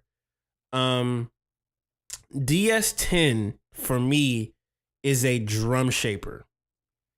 And with that, in all actuality, the drum shaper is another way of saying transient former. So think about the transients on the kit. When I was working on the Builder Pocket, and even when I record my drums already, I already kind of lowered my transients a little bit, just because I never want to like pop a snare hit. It's very seldom, depending on how I want to have things come in, but I want to be able to hear things in a not like so punchy way whenever I'm like, mixing. So I usually use the drum shaper for anything relating to kicks, snares. If you really want to use a gate, go for it. It just requires a little bit more tacticalness. And I think because of the way how fast DS10 works, it's not like a crazy gate. It's just transients. And so yeah. S3B Boo says, what's your go-to way for naming files? So my format for naming these files were based off of the projects that the joints came from. So for instance, I make a lot of joints. For instance, I'll make a bunch of different beats at times, and I'll show you even in the session. At times, how I go about naming my files, I will grab the name from the project that I pulled the sounds from. So let's say, for instance, I go to the Pocket sound pack, hit drums, go to breaks.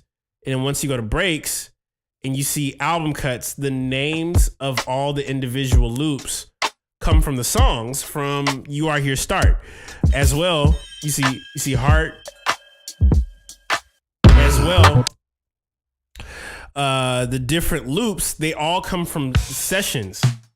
So the names of the sessions became the name for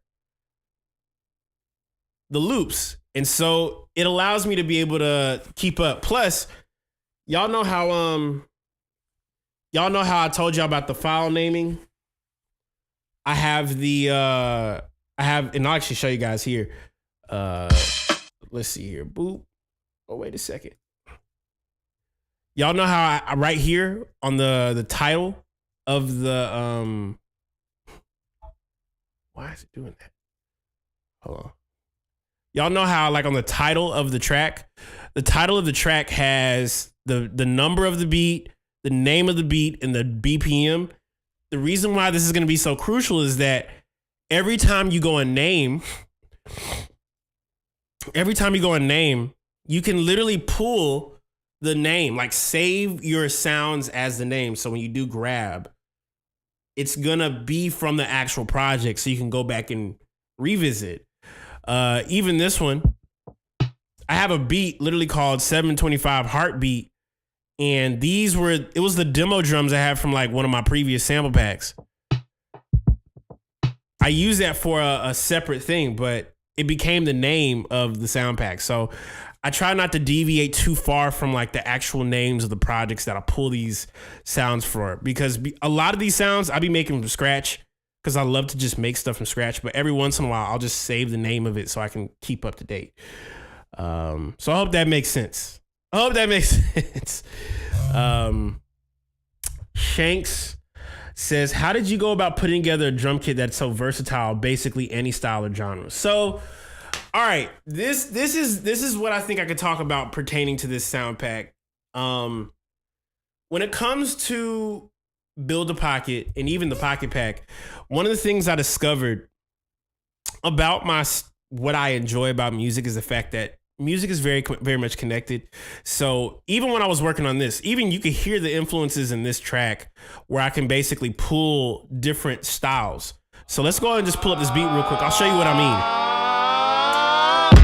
mean. So let's take away the drums for a moment. Essentially the stake of this beat is the drums. So if you have the drums,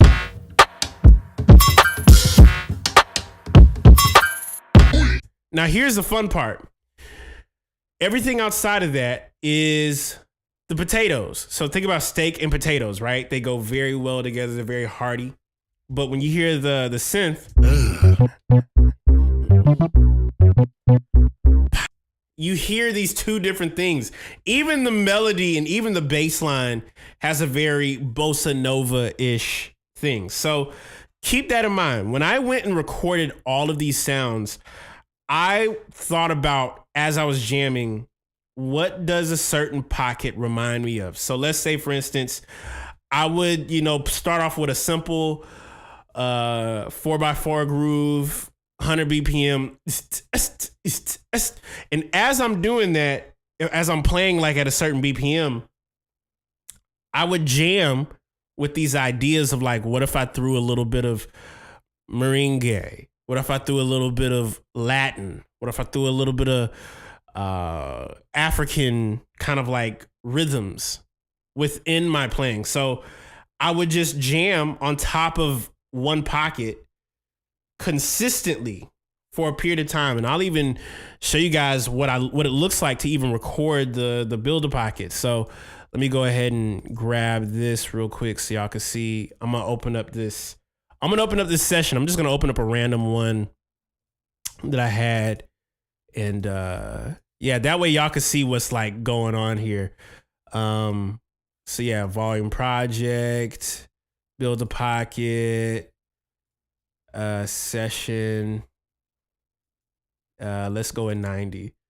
Yeah, 90 is the one. So I'm gonna go with that one and I'm gonna show y'all what I mean. There we go. Let me turn it off. So I'm gonna copy this real quick and I'm gonna open up this session. I'll show you guys how it looks. Looks really gnarly, by the way, so brace yourselves. It looks really gnarly. So let me save this. Here we go.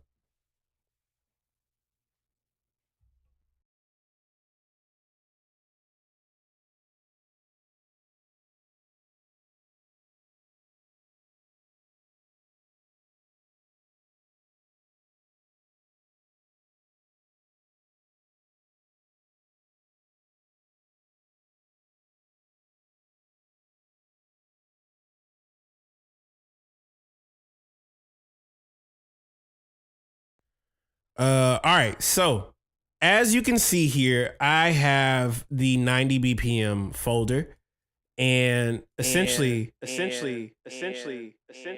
all of these individual grooves. No, you're an idiot. I'm sorry. So check this out. There's this thing I used to do when I was like recording the grooves, and this is basically it. As I was recording the individual parts, I would basically sit with one of them and just see if I could play it all the individual parts. So it's like it didn't feel like I was taking on too much. It was just I hear a groove and I play after it. So here's the groove.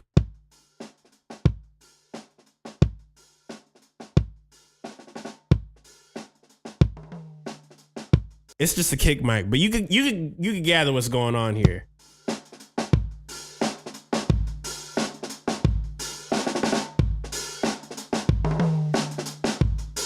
Now, if we were to open up the Build a Pocket version, this is what it sounds like.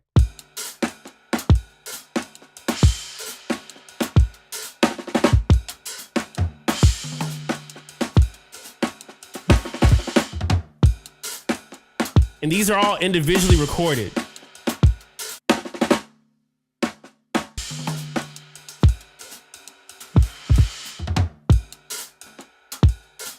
And so if you do that periodically, what you'll notice is you're breaking down the playing to a more minute level. You don't have to, on the entire kit, play all the different parts. Like, you don't have to play all the individual parts, like, by themselves on a kit at the same time. If you can break it down, that's how I recorded it. So I would play a groove, and then I would break it down. So here's another groove as well from the Build-A-Pocket that became a part of the loops.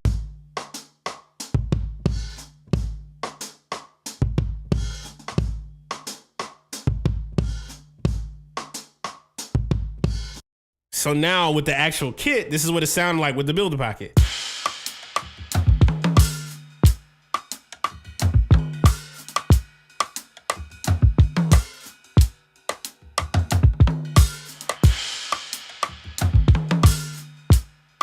These are all individual parts. It's not like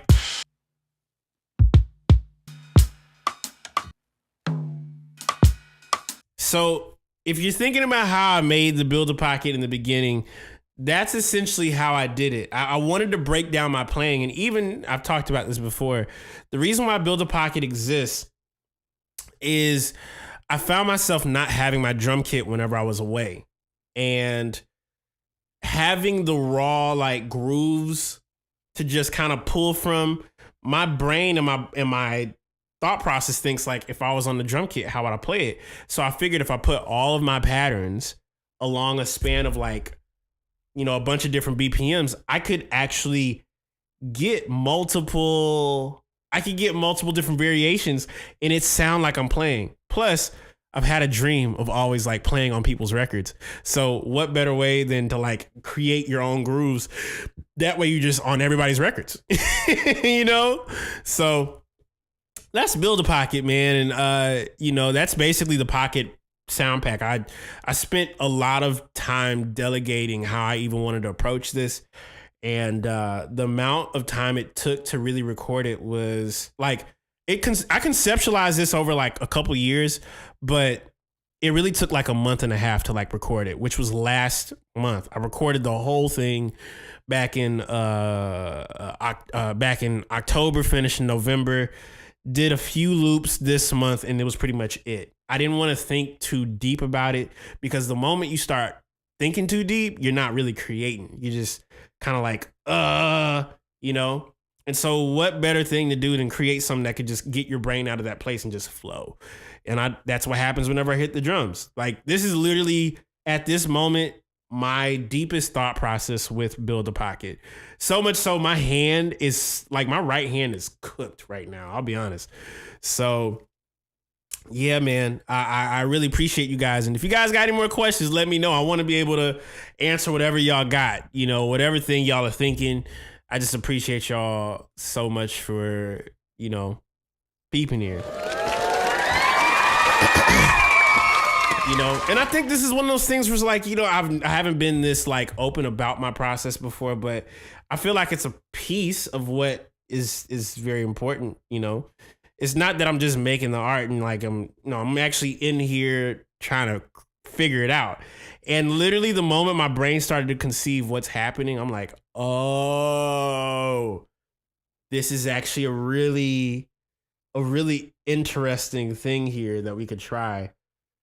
And this kit did it. This whole kit was makeshift. Shout out to Zildjian for the cymbals. Shout out to Evans for the drum heads. And yeah, I'm just super excited about this. I'm excited to see what y'all do with it. But it literally drops December 13th at midnight. By the time at the point that this video goes up, it will already be like live, I'm sure. So yeah, any last questions before we continue on just cooking up with this thing? And I'll pick some samples from the Discord and just kind of build around it. We're having fun tonight. Not thinking too deep about it. Not thinking too deep about it. Lucrative said 4.5 hours. Sento says, I appreciate you always sharing. Not many do that. It's a blessing for all of us. Shoot the fact you collaborate with my samples alone. Thank you. Hey, man, you're dope, Sento. You're one of the best around. And no one's going to ever keep you down. Judah One says, is your sound packs going to be compatible with Windows PC? Bucky Please says, it is going to be compatible for every single DAW. If your DAW has the ability to play sound and load .wav files, there's a great chance and a great possibility. I would say it's a 99.9% chance that the sound pack is going to work. You can load this into Ableton, into FL Studio, into Logic, into Cubase, Studio One. How deep do we have to go? How far do we have to go? Koala, you can load into Koala. You can load it into samplers, like a physical sampler. You can load it into the Roland SP404. You can literally load this into anything. Shank says, this was a fire explanation. Thank you. I was actually referring to you putting together your physical drum kit. I should have specified. Oh, now, actually, what's funny is this. This kit, the reason this kit even exists, originally I had, and this is actually a very unique story. I don't know if Paul's still on the stream, but I'll go ahead and kind of let this run for a little second. So this kit specifically, this kit is a makeshift kit due to a snare that I found, a Yamaha. All of these individual pieces, the only reason I have this kit, actually, to be 100% transparent, I used to have a First Act drum kit. It was a very small kit. I used to travel along a lot. I used to travel a lot with that thing. I recorded the first couple, my first couple sound packs with that drum kit. It was a First Act kit. I'll never forget. It came with a tom, 2 toms, and a cymbal stand and a hi-hat stand. And yeah, I actually lost that drum set, hilariously enough. Aww. Yeah, I lost that drum kit years ago. I recorded It All Ends. My drums from Moments were all from that kit. I don't have that thing anymore, but I think it got left in someone's apartment complex and they just threw it away. But when I came back home, I needed a kit that was gonna be a little bit abbreviated for me so I could be able to record drums in a small space like this, but not deal with like any heavy shells or anything. And I know this drum kit looks weird. Hold on, I'm gonna just zoom back a little bit so y'all can see what I mean. Like, hold on, let me show y'all what I mean. I know this kit looks weird, but they make drum sets without shells. That exists. You can for sure buy a drum kit without a shell on it. Just purely drum head and rim. It won't have a lot of resonance, but this hits. This hits. It's not your average drum kit. This is definitely like, I took the tom used to be a snare. Hold on, I can actually show y'all. Let me burst y'all bubble real quick. So everybody always talks about this thing being like an electronic kit. I'm gonna show y'all something crazy. Watch this.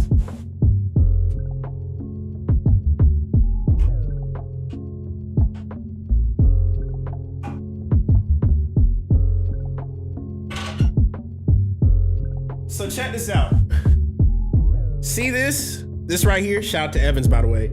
This right here is a drum. It used to be a snare drum. All I did was just take the screw off, and you can see that it's like, it's just an open drum head that you can tune.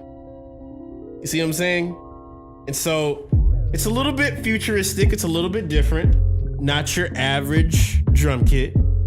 But when I discovered this, I was like, man, this is tough. Like, it could convert into it can convert into a drum, like a snare drum, or it could be a tom.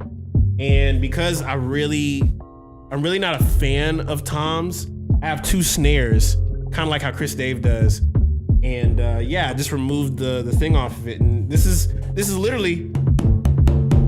a tom, but I just converted it from a snare into a tom. This is what came with the Pearl kit. Shout out to Pearl for making this Traveler kit. It could literally fit in the back of your car. It's that small. Not even just the back of your car. It could actually fit like in the back seat. It's very tiny. But yeah, all I did was I just kind of built around it, and this is the tom you're gonna be hearing on Build a Pocket and anything else. Dazzle Phoenix says, pro tips, use what you got. It will always be better than what you think you need. Actually, a lot of great independent, like innovative sounds come from that. And you could definitely thank Chris Dave for the inspiration on this pack. So yeah, I didn't do a whole bunch of like crazy triplet stuff. I just wanted to make it easier. My boy Scoochie says, does that make it quieter when you play? Not sure if you're in an apartment or not. I am actually in a house, so no apartment situation here. It's just purely, and I mean purely, a loud instrument. But what you can do if you really wanna go down that route, I would highly suggest getting some mesh heads and playing on it that way. That way you can still get like the ultimate feel of a kit. It might not be as loud, but if you want the actual feeling of just practicing or whatever, I would get some mesh heads. And here's the cool part. Mesh heads, you could always put triggers on it. So if you want to be able to trigger like your drums, you can do that. Dazzle Phoenix says, now I'm on Can's Mix Sounds King.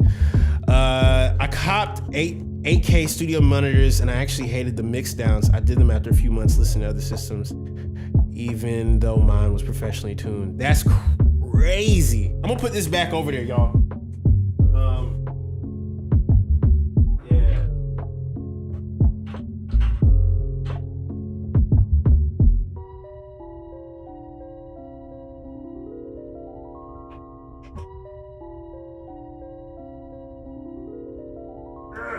There we go.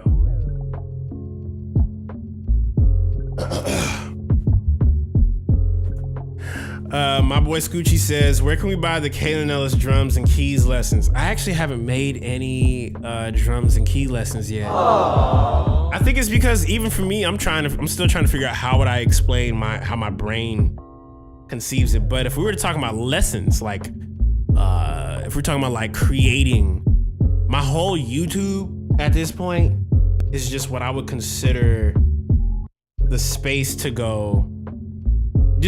I would consider just go straight to my YouTube and just type in whatever you're thinking about.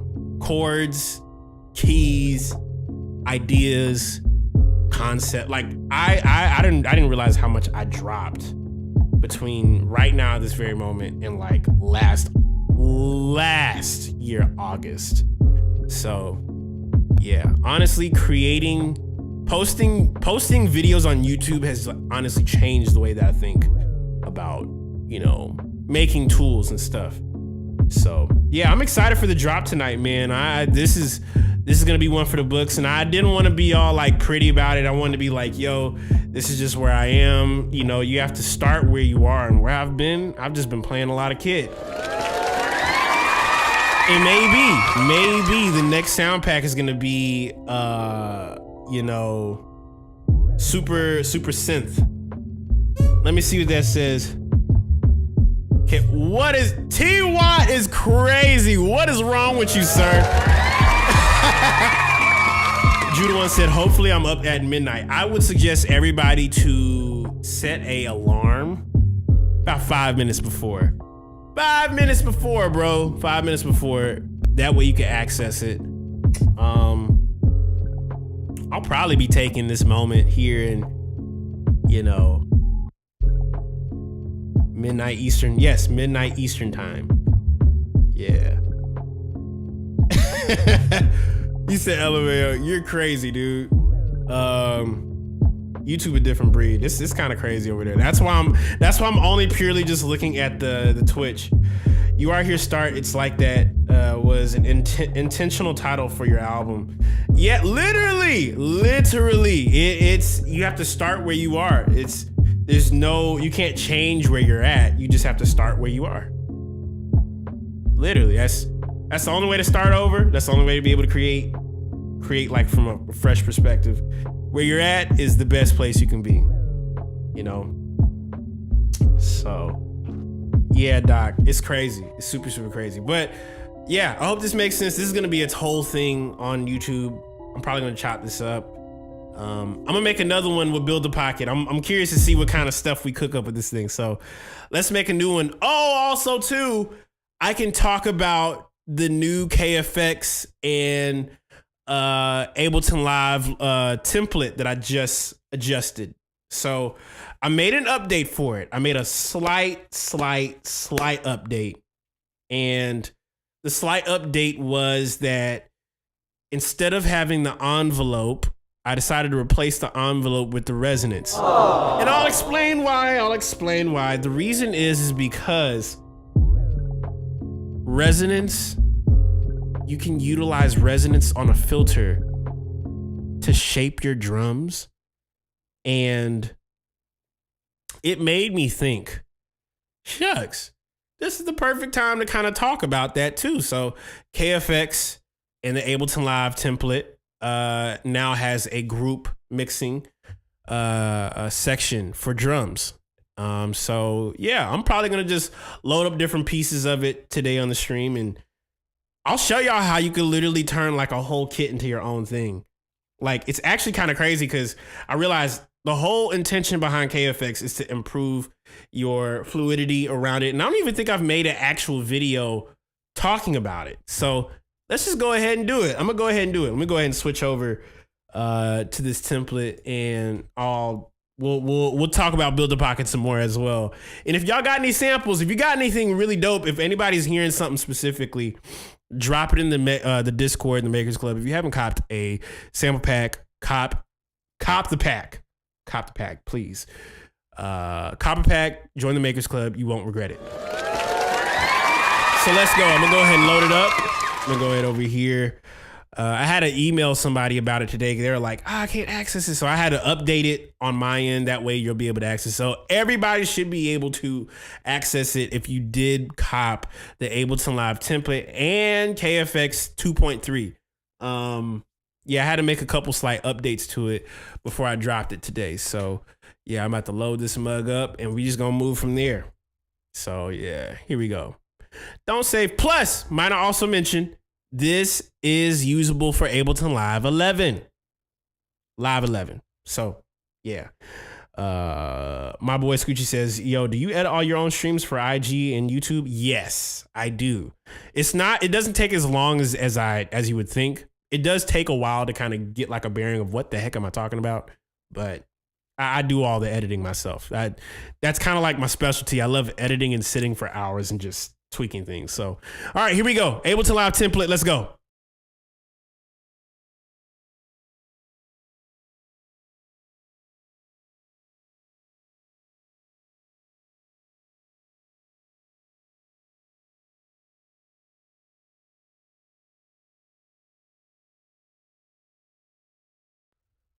All right, so we are here. Do not regard the very top.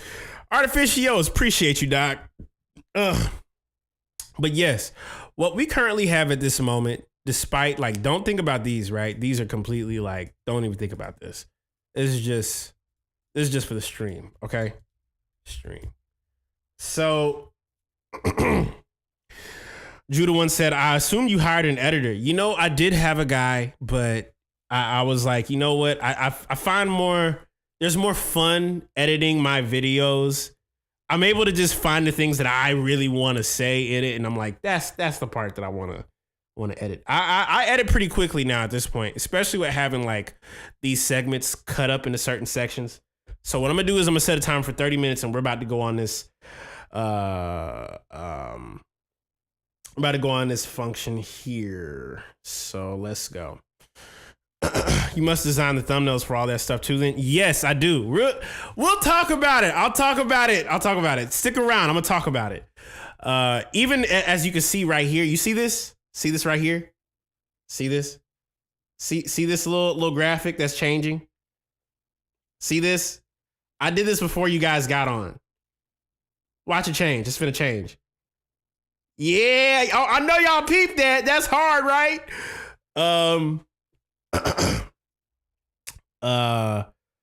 Midnight after how many hours?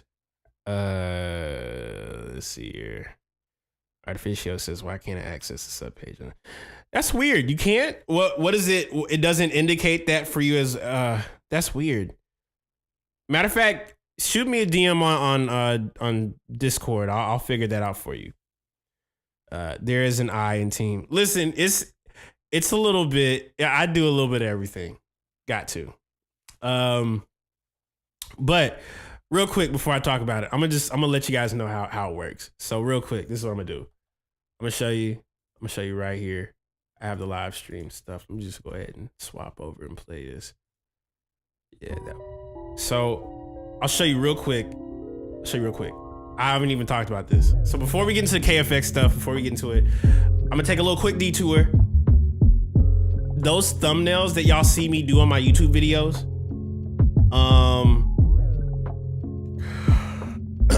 those thumbnails, I make all those in Midjourney. And I know there's people that are like, oh, AI, but like, nah, it actually helps me crack the stuff that I need to crack. So check this out. I simply go here real quick and I type in things that I want. I have a whole prompt here. I have the pictures that I'm like inspired by. I use that alongside the words and I get these kind of thumbnails. And this is actually, y'all might have recognized this one because this is the one that I posted for this stream right now. So it came from Midjourney. You know what I'm saying? So there's that. Nico says, in quote, does KFX work on Live 12? Yes, it works on Live 11 and Live 12. This new update was created on Ableton Live 11. I had to go back and download a previous selection to basically create this update. So what you guys are seeing, it's the Live 11 templates. Like if you got the KFX, if you got the Memo Piano, if you got the Electric Key, these were all created in previous versions of Ableton Live so they can be basically used in other versions, you know? So I have to download the older versions of these platforms to be able to really make them work. My boy Scoochie says it's crazy because he posts stuff cross platforms like it seems like every day seems like. I try to. I realize it's not 100% possible. Even this moment right now, I'm definitely going to chop of something and post it to YouTube when the pack drops. Even that last moment, I'm definitely uploading what we just did. Like, yo, this, I'm telling you. So let's see here. All right, so this is how we're going to begin this.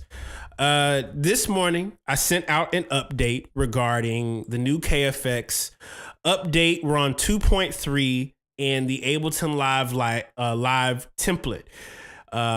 You should be able to use this in multiple versions of Ableton. It's not just one version. I'm not using anything too crazy. So a part of the Ableton Live template, it features the new KFX. And the one thing that I did not get a chance to talk about from the previous version is that KFX did undergo a massive shift. The last time I actually updated my template, it happened to be when I still was using Acid Effects. You know what I'm saying? And so check this out, right? What we have here, part of this stream, not the stream, but what we have a part of this session is this. Let me go and turn this off so none of this starts once I press play. So what we have is this. We have a grouped section for mixing drums. And that includes in the group itself KFX plus kick, snare, hi-hat, etc., plus a drum rack. Now I'll tell you the reason why I have the drum rack here. The reason why the drum rack here exists is because I know folks love to use one-shots, and not everybody has a drum kit. Not everybody has a drum kit. So if I were to treat it in a way of how we could mix as a drum kit, this template kind of solves that. So let's say, for instance, you want to make a beat and you want to just simply drag, I don't know, a kick into your session. Let's just randomly select 78 BPM. I'm gonna go to Build a Pocket here, and we're just gonna randomly select a kick drum. I'm not even gonna have the sound on. I don't even want to know what it sounds like. I'm just gonna use this as an example. Let's go to 70. Let's grab a kick. I'm just gonna randomly grab one. Boom. Let's go to 100. Grab a hi-hat. Boom. Let's grab a snare from 80. Let's go hit here. 5. Boom. And yeah. And as well, I think I got like a low tom here. I just want to grab the one that looks like it has the most action, etc. And I'm just simply gonna press play and then watch what happens. And actually, you know what? I'm gonna hit repitch just so I can see what happens.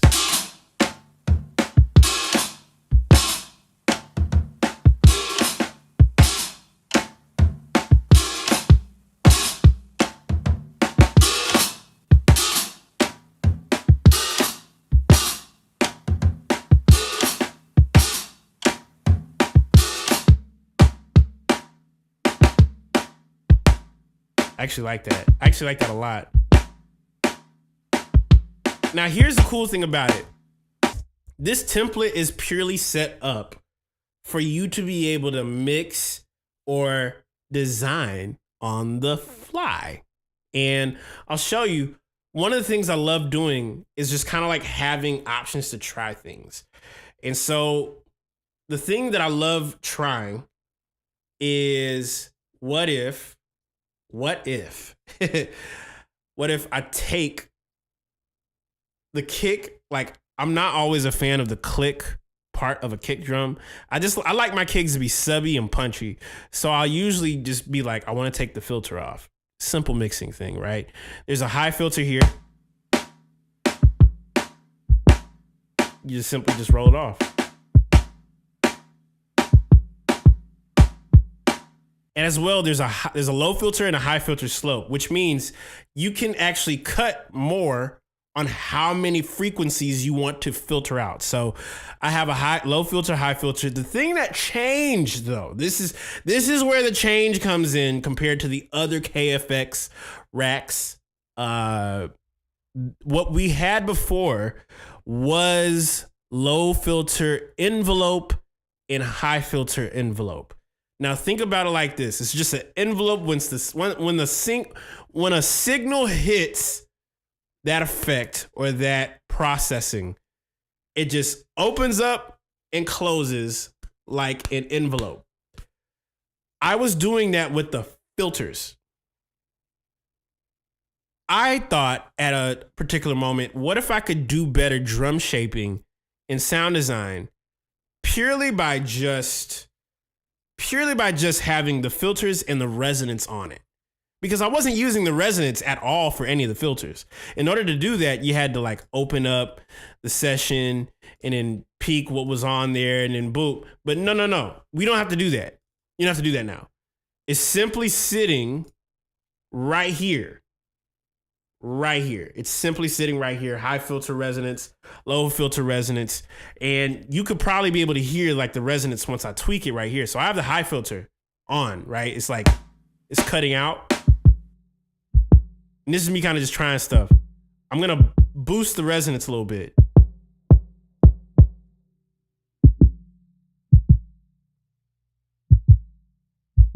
Yeah, I made a little shortcut.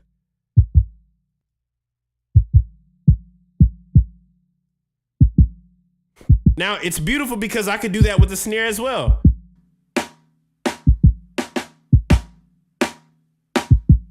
me do a low filter cut.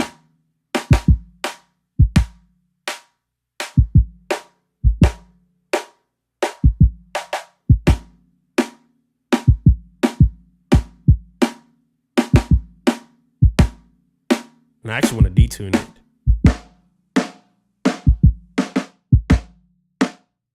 I don't want to detune it.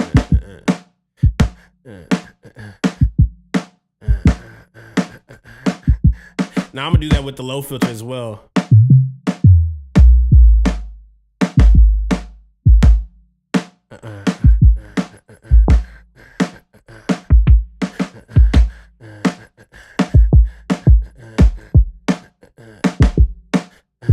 You could use this really to like,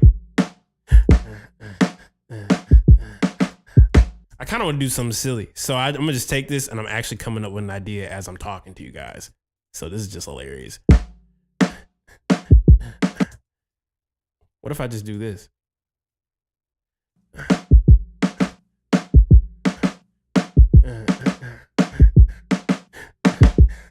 Ooh, wait a second. That's actually kind of tough. I like that. I like that. That's actually cool.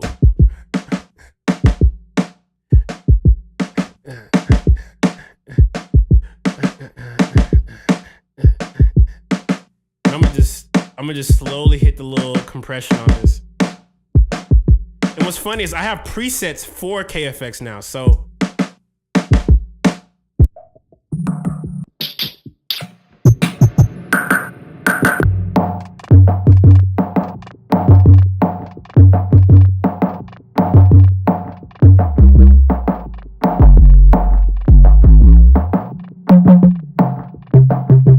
Yeah, this is the new KFX.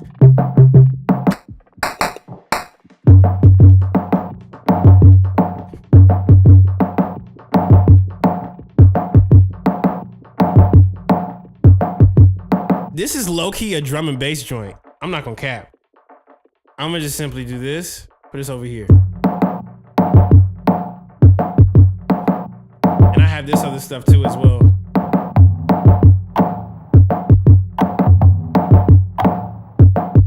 And this is me kind of having fun with it. So yeah, the whole thing is intended to purely just have fun. Purely to just have fun. As much mixing videos as there are on the internet, the one thing you will grasp about this template is purely the fact that it's literally intended to just create and design. Don't think about things being perfect. All you need is a few sounds and just a little bit of imagination.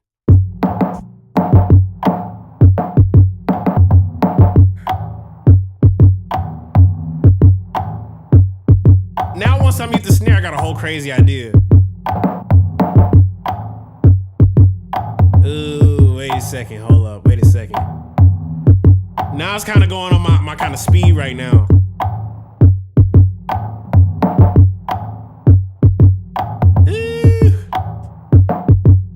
That's kind of tough. That's kind of tough. What? That's tough.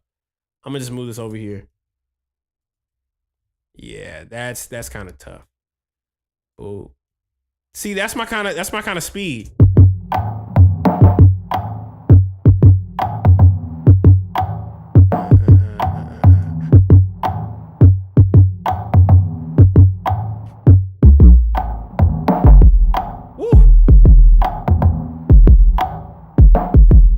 Yeah, and this is using a new template, by the way. This exists.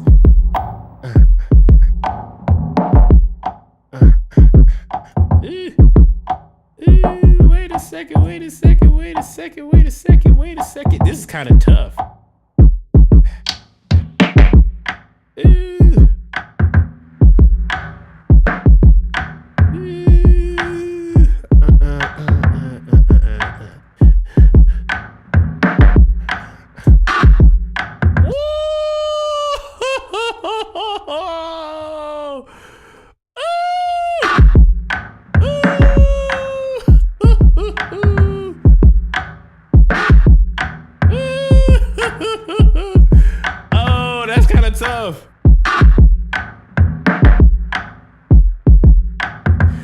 is on Gumroad. Yes, you can get this template right now on Gumroad.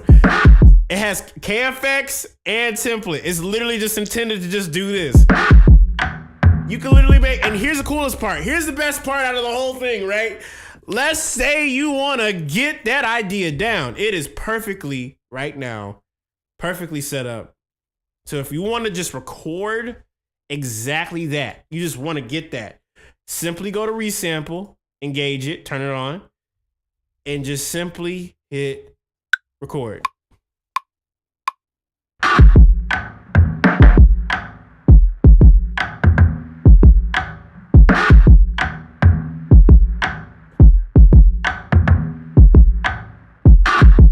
Yep, that's how it works. And it's dope because you could simply be like, I love that. I love what I just did. Is there anything else I could do to it? A lot of people don't think you could resample. You could literally sample and do a lot.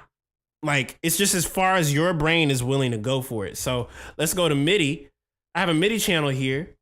Caleb, why is the MIDI channel there? I'll tell you. I'll show you exactly this. Let's hit resample, right? I'm about to just purely press play with this. I'm gonna show you. These are using the sounds from Build-A-Pocket, but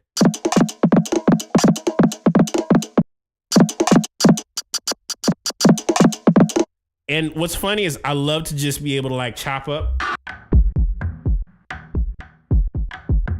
It's purely intended to just do that. There's literally not a reason to not be able to have anything.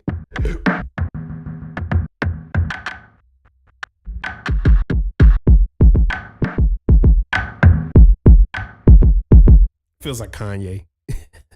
Feels like classic Kanye.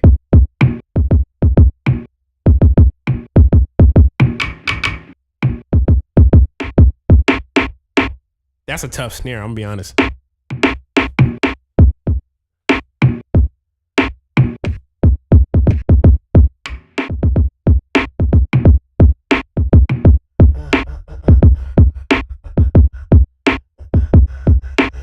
And it's beautiful because you could just load as much type of stuff you want.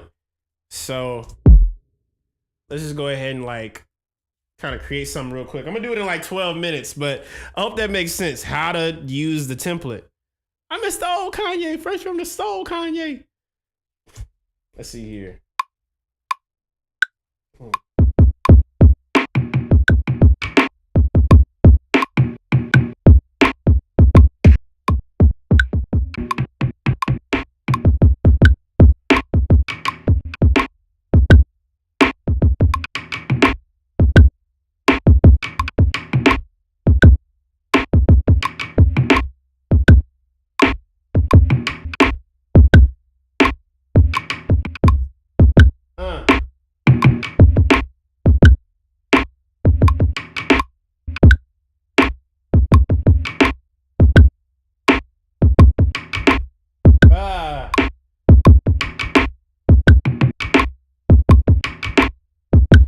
That's tough. I'm gonna be honest.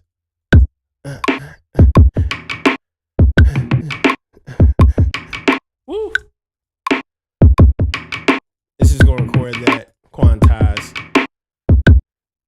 Ooh. Yes, sir. I like how straight that is. I could build a whole thing around that. Yeah. And I'm gonna go over here to KFX is sitting on every track, by the way. Yeah, so yeah. Let me go ahead. I'm gonna use this new KES one that I'm using. Yeah.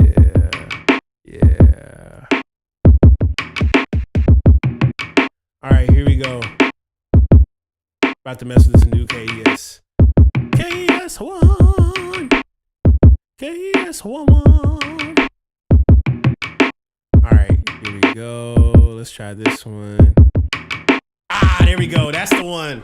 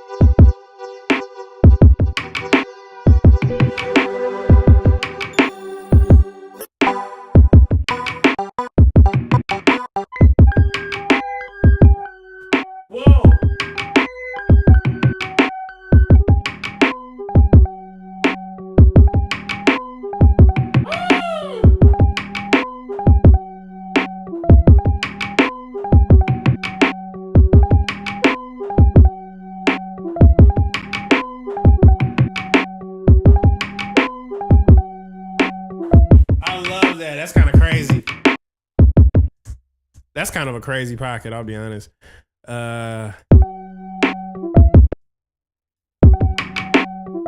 Let's go and put this over here.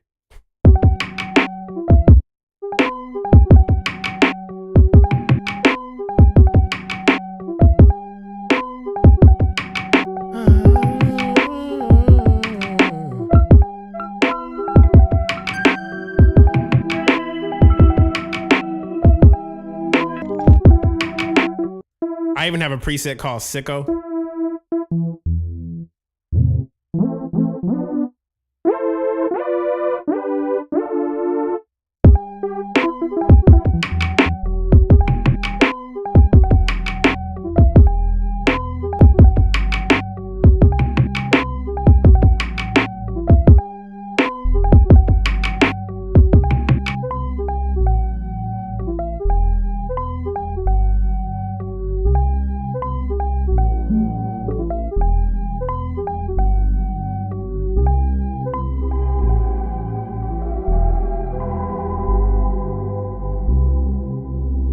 Wow, that's tough.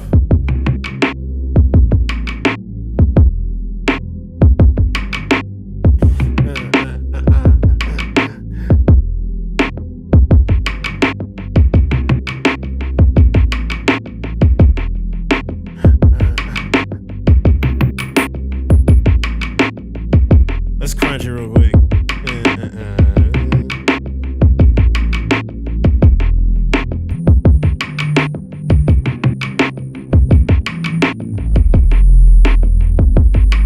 Whoa! Wait a second.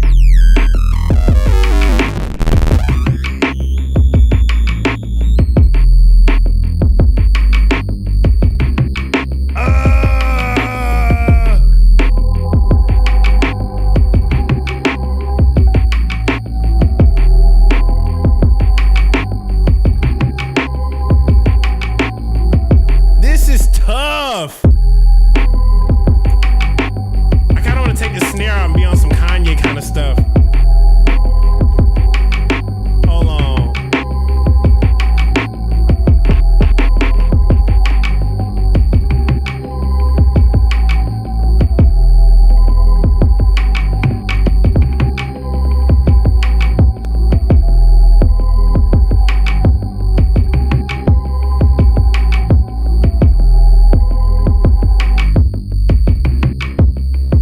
Ooh, this is tough. Let me hit the saturate compress on this.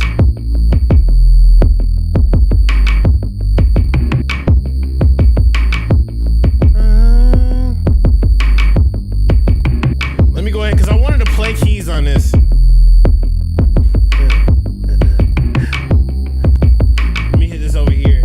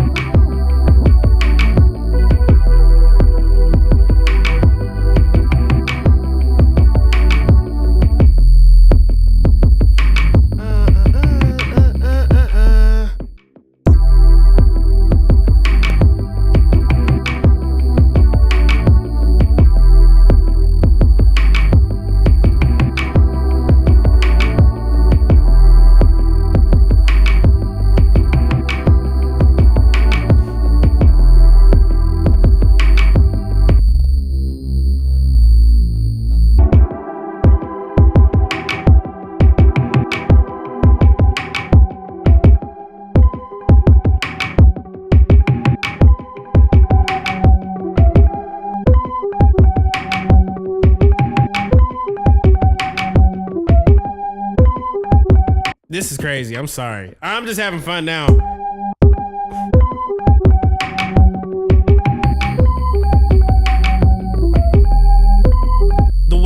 low end is kicking is so crazy for this track.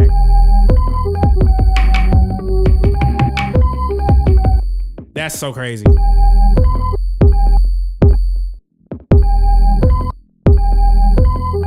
Shout out to TY for the crunch. That's crazy. I didn't think about doing that.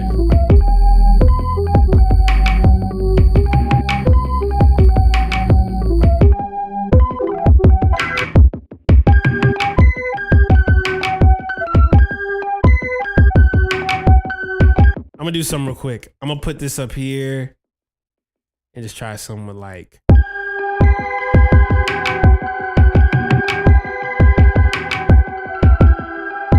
Diddy Done Did It is your last. that was indeed a preset name we have.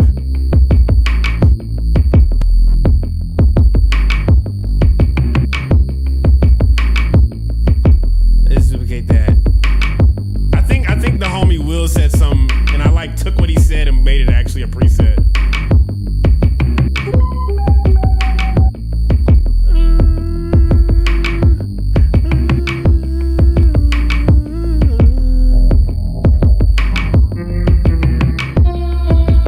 Oh, wait. I'm gonna show you how random this thing can get. Let me show you.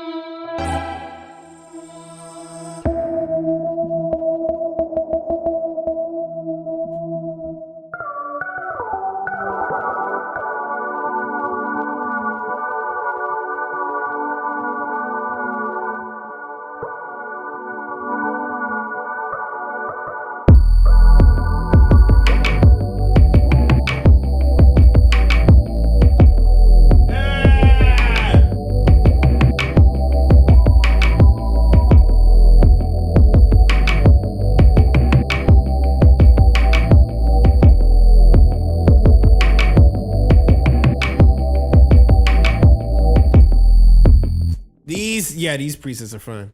I'm just kind of having fun right now.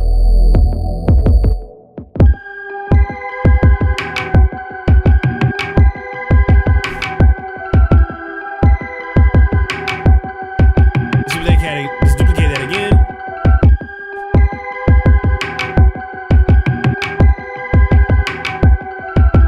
You drop this out. Because I have those drums from earlier.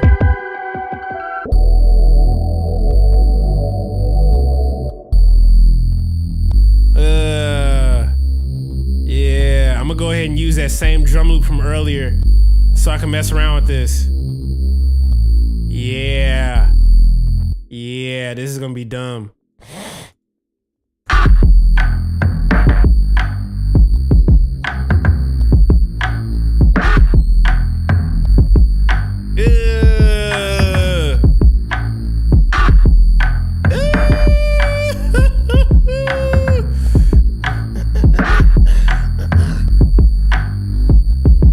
Wait a second, hold up.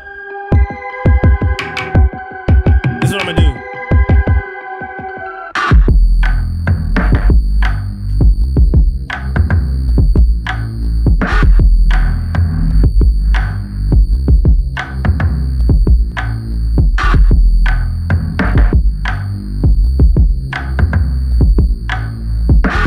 Let me play this on the speakers real quick, y'all. This is kind of dumb, I'll be honest. I'm gonna give like 10 more minutes on this.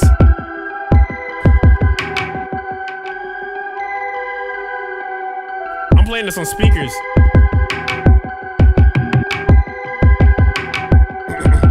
Turn off my microphone real quick.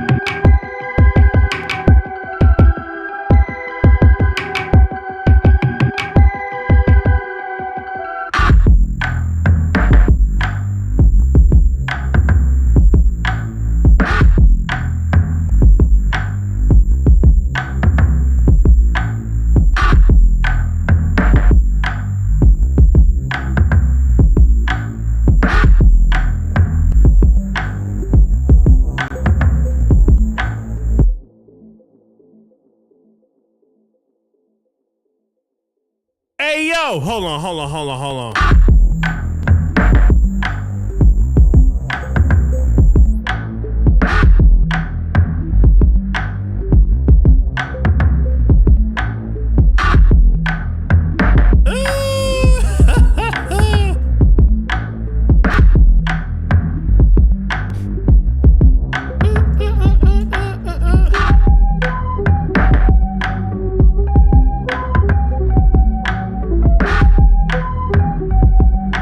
So what's doing that specifically? There's 3 layers of sounds.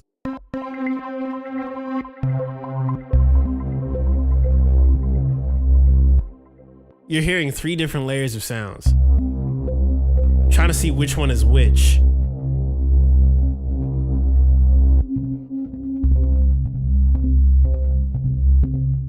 Okay, that's that one. You got 3 layers of sounds doing that. So you're hearing arpeggiate thing.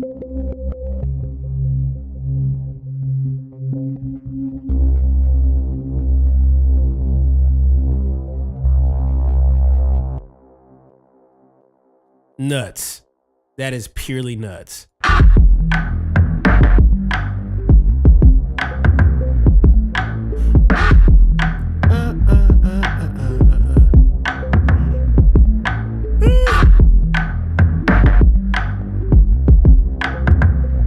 That crusher on. Turn this off. Turn this on.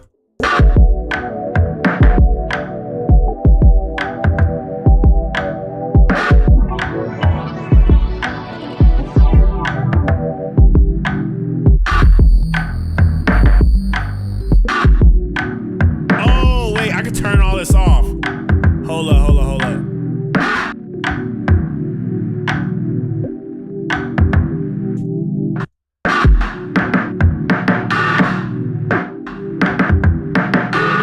I'm just kind of having fun right now.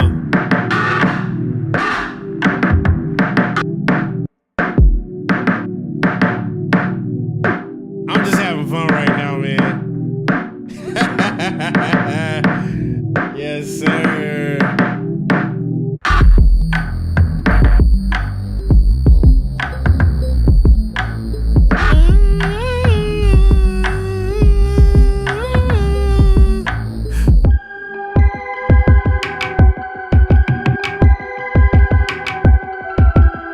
Speed it up a little bit. Wait a second, I'ma speed it up a little bit. I'ma speed it up a little bit. I'ma speed it up a little bit.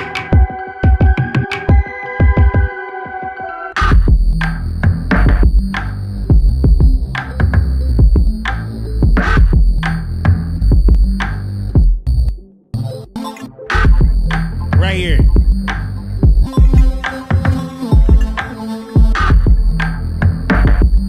I have so many different layers I could throw with just this one preset. There's so many different sounds you can make with this one preset. I'm just having fun. I'm just having lots of fun right now. Let's see here. Let's just hit randomize.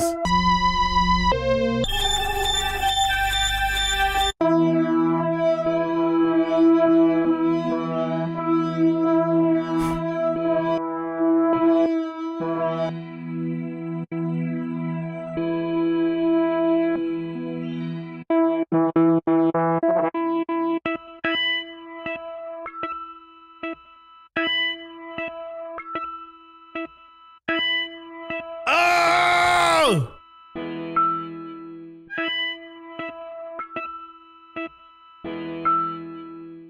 This is tough.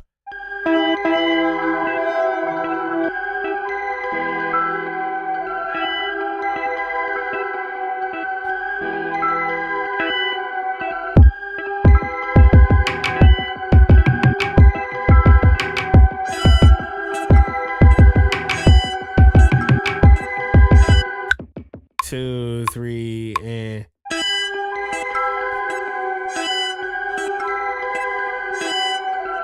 I'ma freeze that.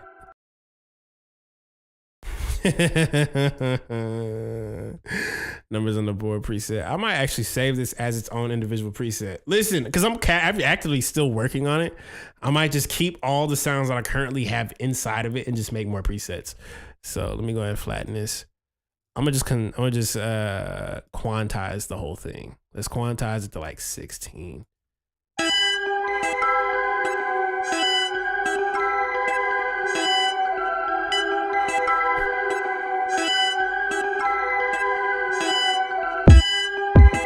There's some I could try here. There's some I'm thinking about.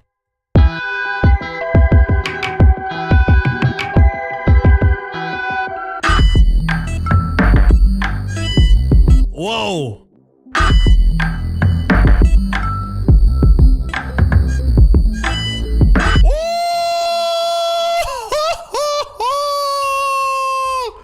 Yo.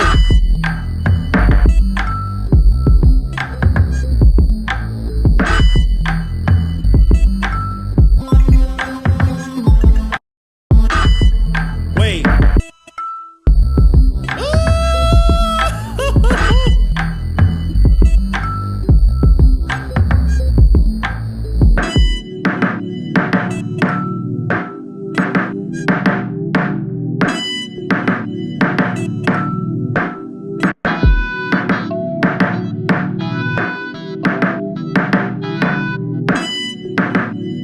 I'm gonna just duplicate this right here. This is ridiculous.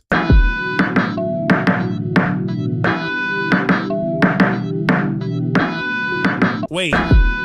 Yeah.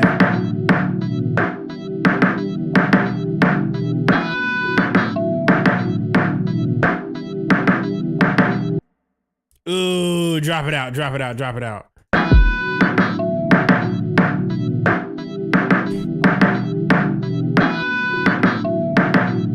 I'm gonna put KFX back on this. Drop that out. I have to drop that out. This is just nuts. My learning lesson about this is take what you got, put it all into a giant tape, and just put it into Ableton and play it on a MIDI. You will come up with so many sounds purely just off of that way.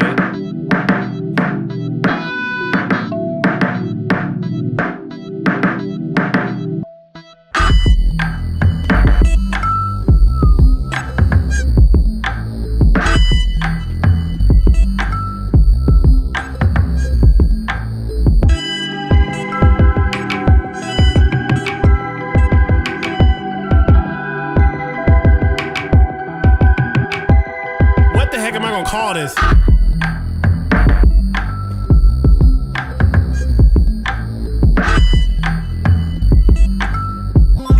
What the heck am I gonna call this?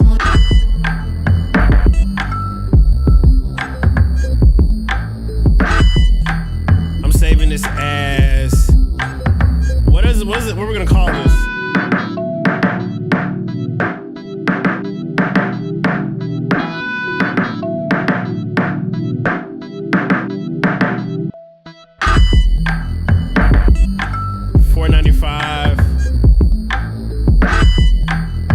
He said GTA 6 loading screen. I'm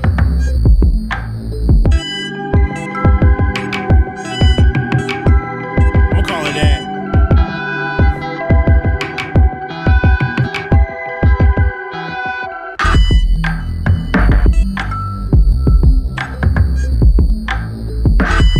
I'm gonna put this 496. I just made a pocket demo. Ghost in the function type beat. Let's make a new one.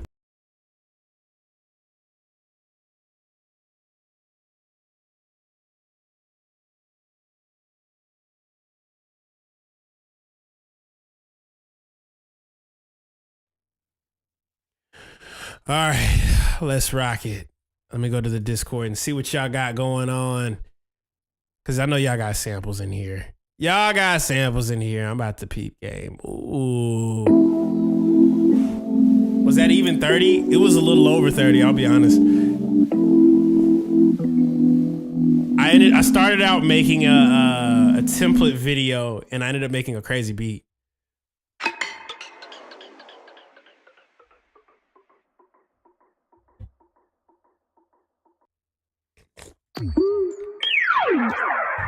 loving these sounds.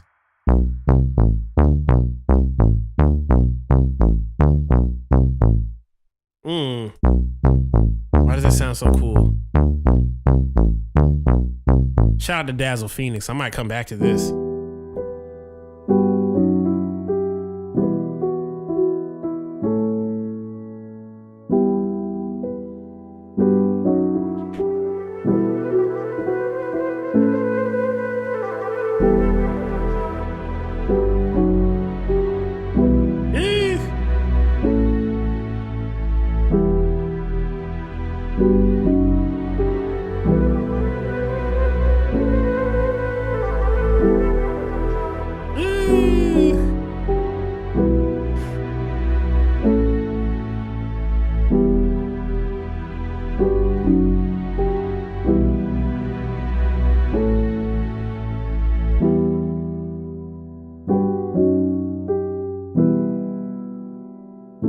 I love those chords.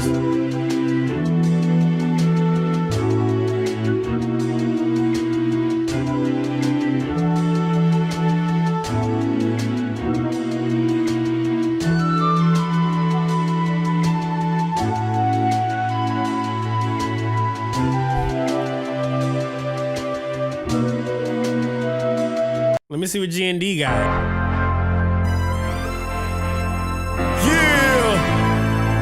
We the best in here. Can't nobody step to us.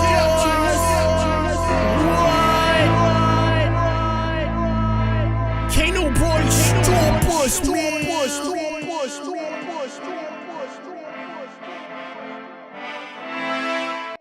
I'm about to download that one. I'm about to download that. Just because of the energy that's on it.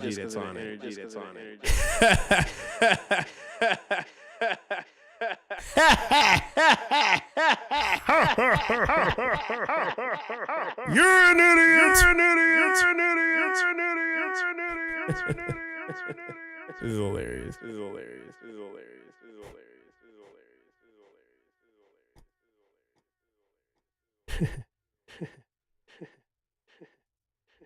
The sudden urge should just be like Jeezy.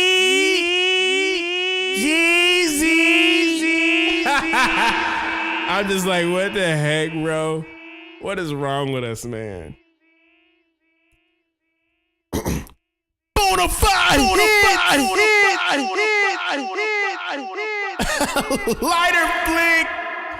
That's ridiculous. I'm just like, bruh, that is crazy. Wait.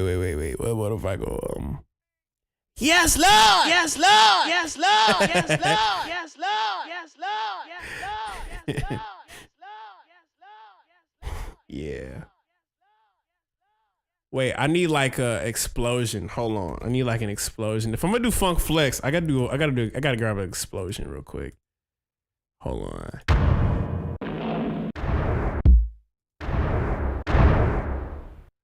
Yeah. Let me get the wait, I need like an explosion. Funk Flex SFX. Hold on. Yeah. Yo! What did he say about what did he say about robbing a grocery store? I feel like he said something about wait, how does Flav Flav do it? Yeah, boy.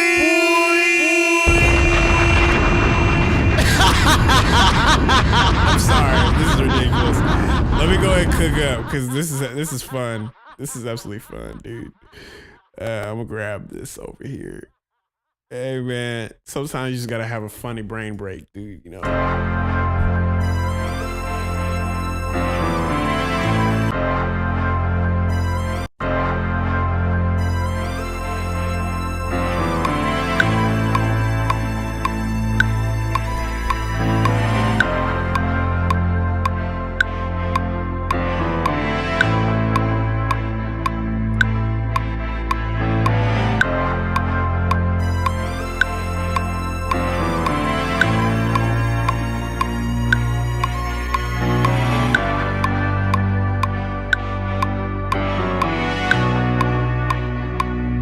about to just do something funny. I like this pitch and I want to speed it up.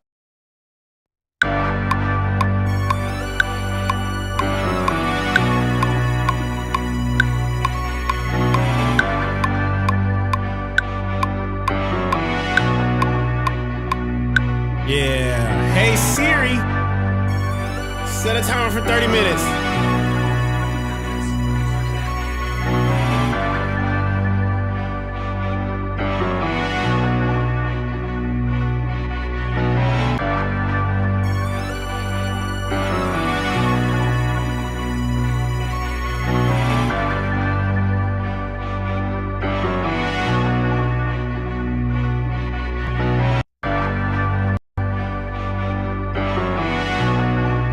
Yeah.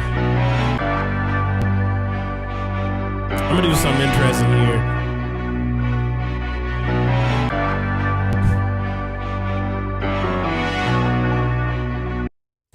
All right, here. Do.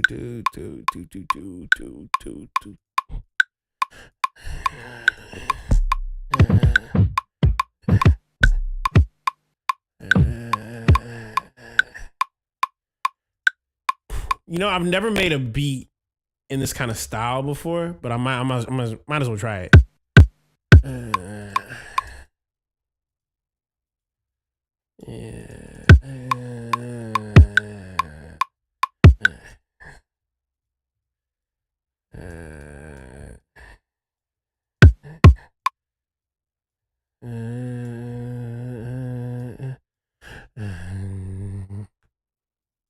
All right, so let's see here. I'm gonna just roll off the high real quick.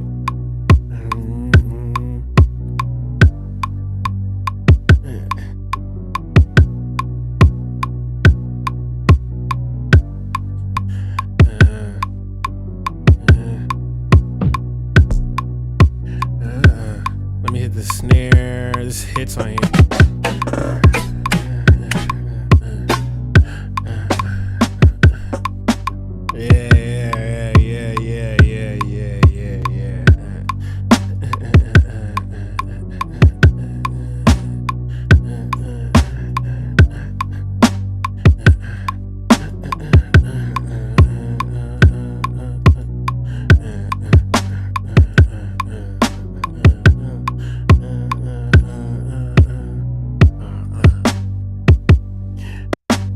I miss when beats used to have like remember when hip hop beats used to have such a massive presence?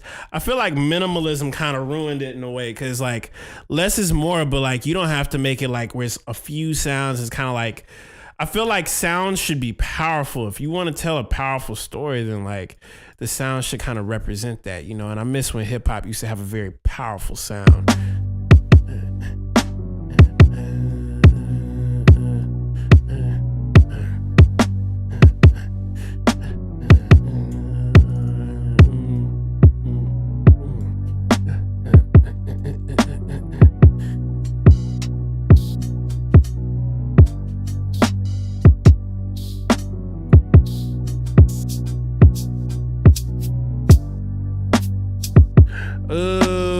Wait a second, hold up, there's something here.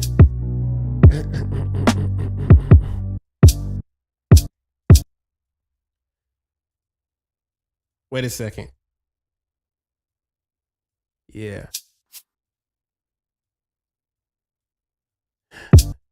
Ooh, wait a second. Put this over here. Yeah, and I'm gonna take away the width.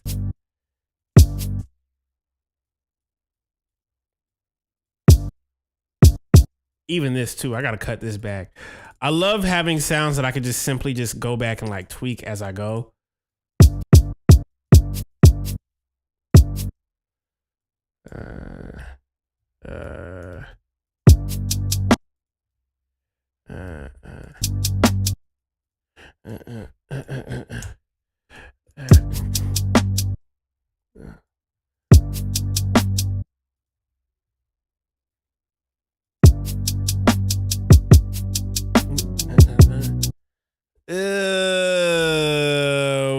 Wait.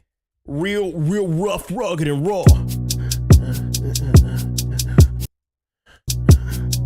I'm gonna open the hi-hat up.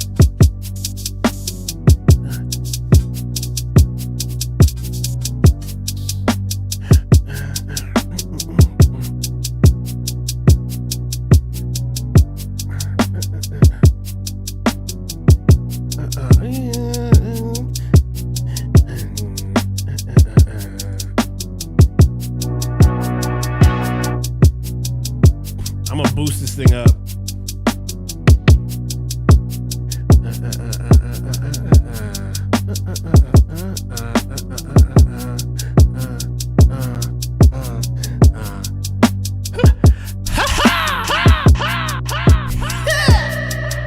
Yeah.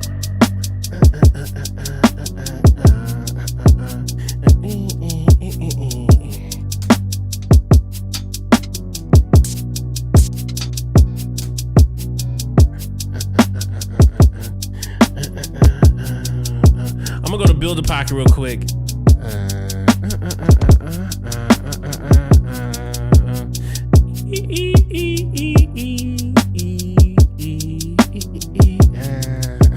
Let me get a crash symbol real quick.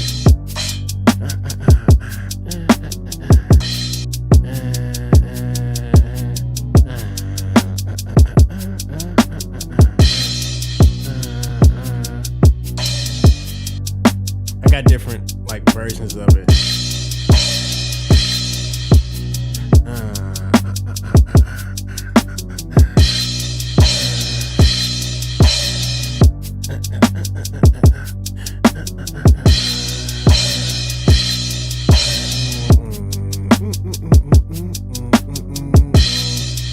Hey, hey, hey.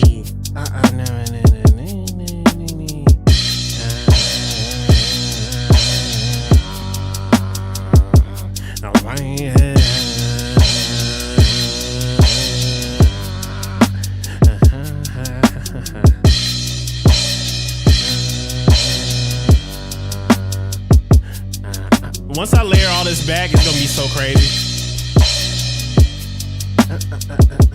I'm gonna turn this down a little bit, turn it down a little bit.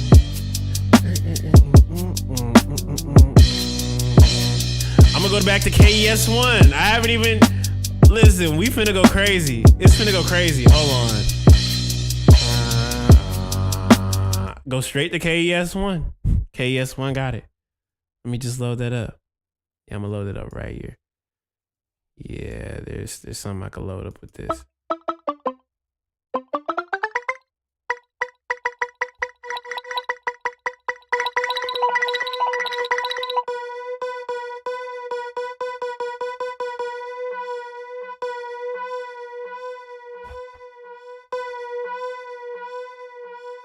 Let me see some.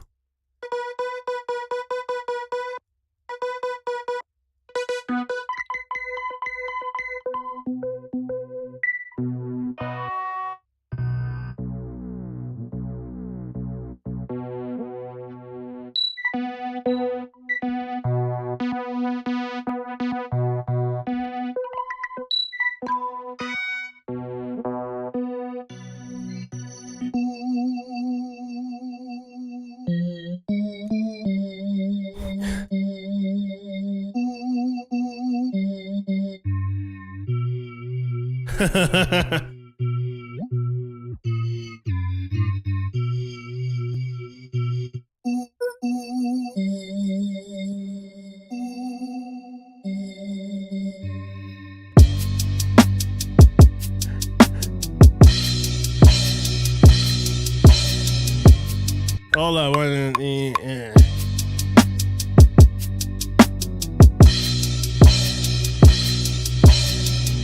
just finna layer this mug. Yeah, yeah.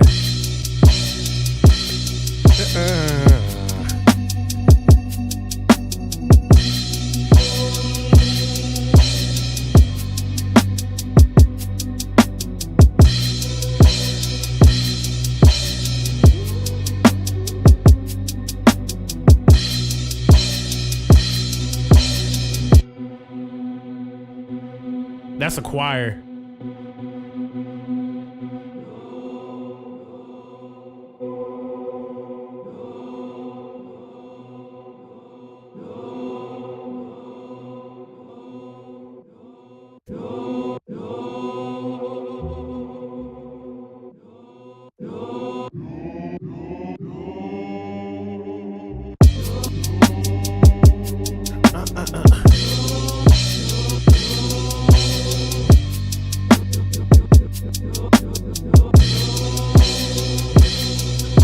second.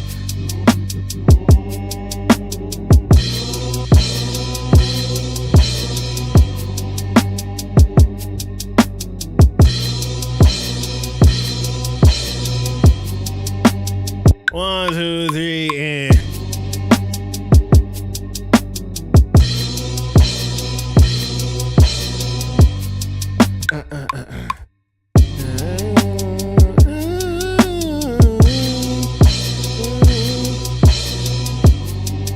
woo!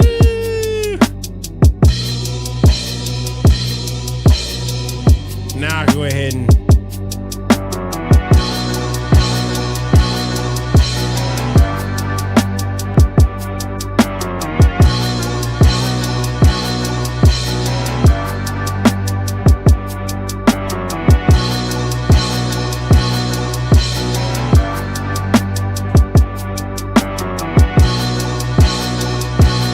wait a second. I'm gonna go this over here.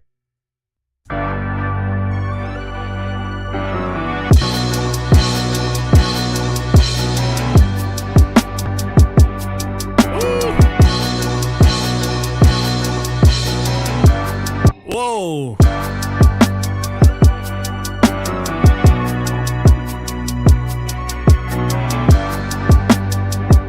Whoa, wait a second. See, kids don't know about this. The kids don't know about this, bro.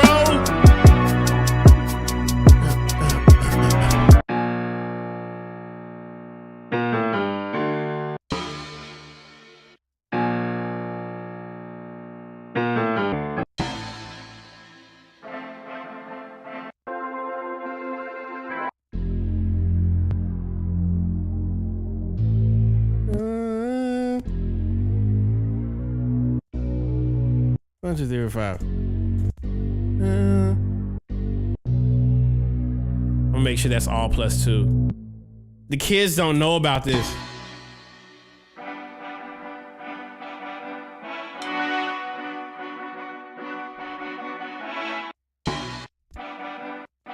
Wait.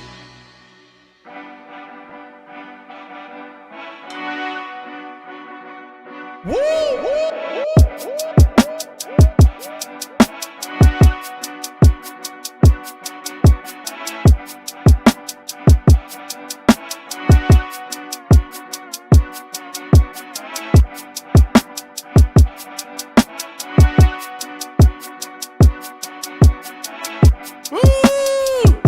Yes, sir. Wait a second.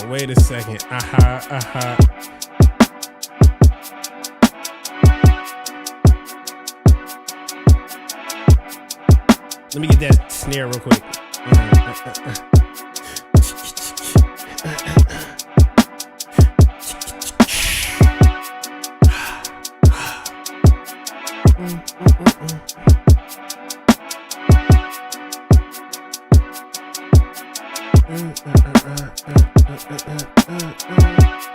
Yeah, and it goes right into this, like.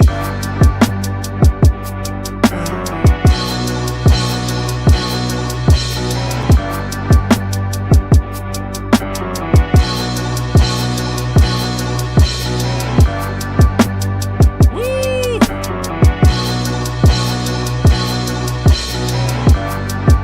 Oh, wait a second. It is gonna go right back to the beginning, and I gotta loop that twice.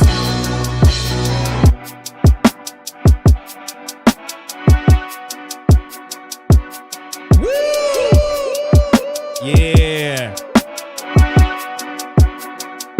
Very champion sound energy right now. Boom, boom, boom, boom, boom, boom. What? Boom, boom, boom,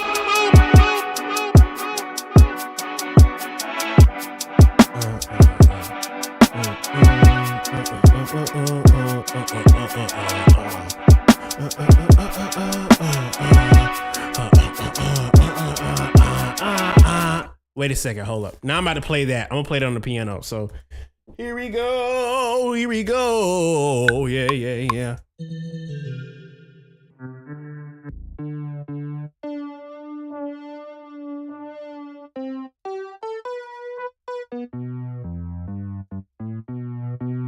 I met Guru one time. It was very random.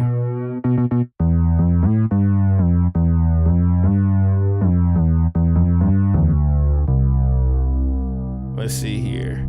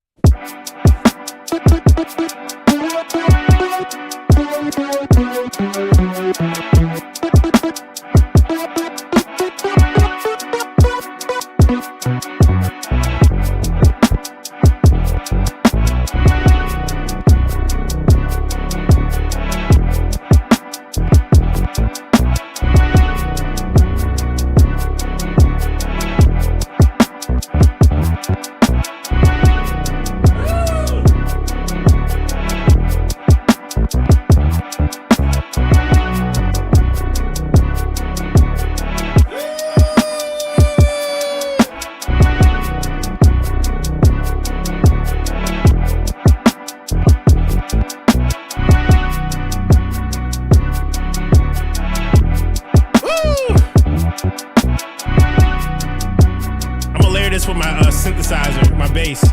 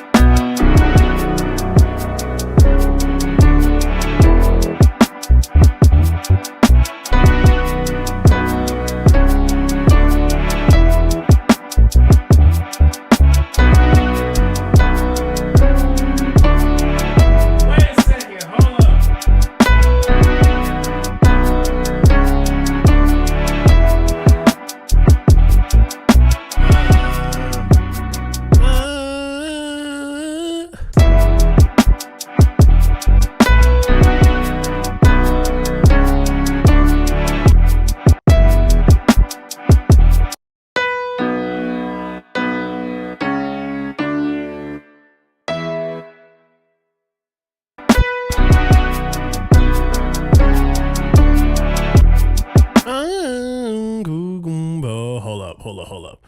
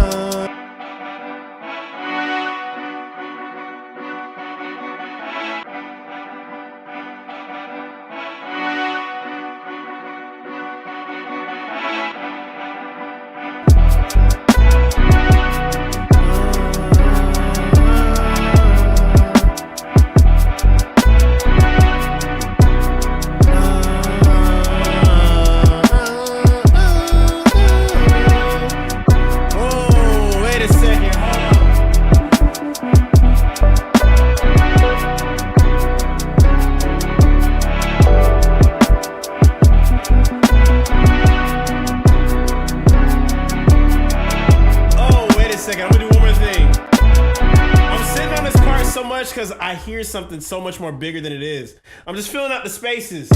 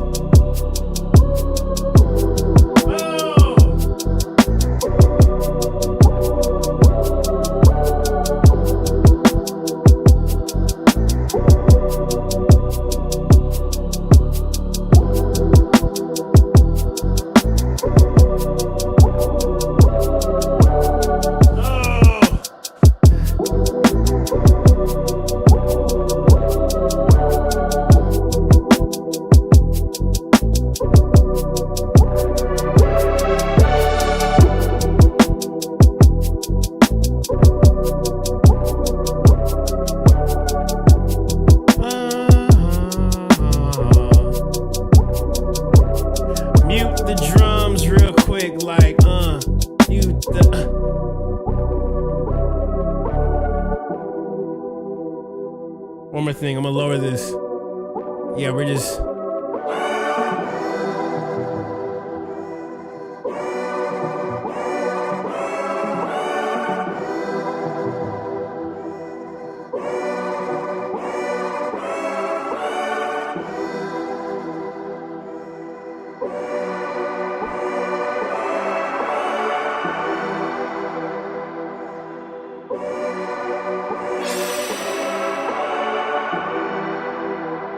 I'm gonna drop it an octave with this.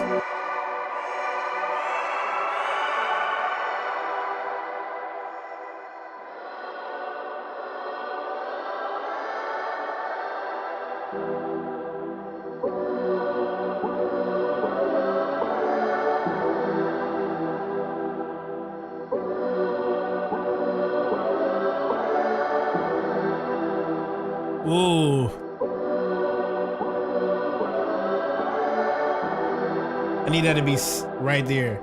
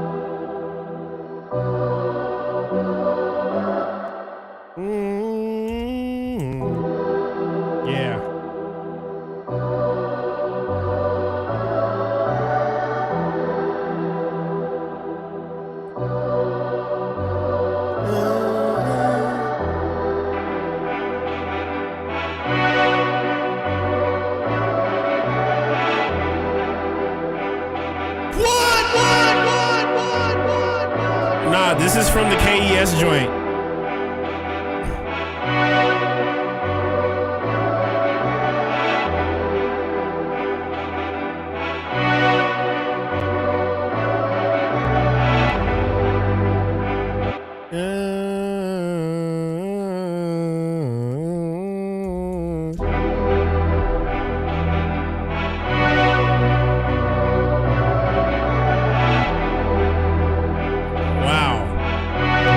That feels like I made it, but I didn't make it anywhere. I made it to the grocery store, and I got there.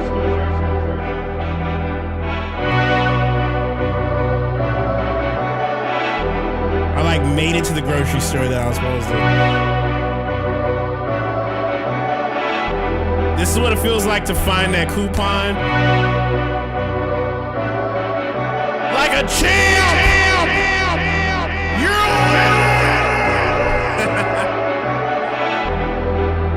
I'm gonna do something cracked out with the drums. Hold on.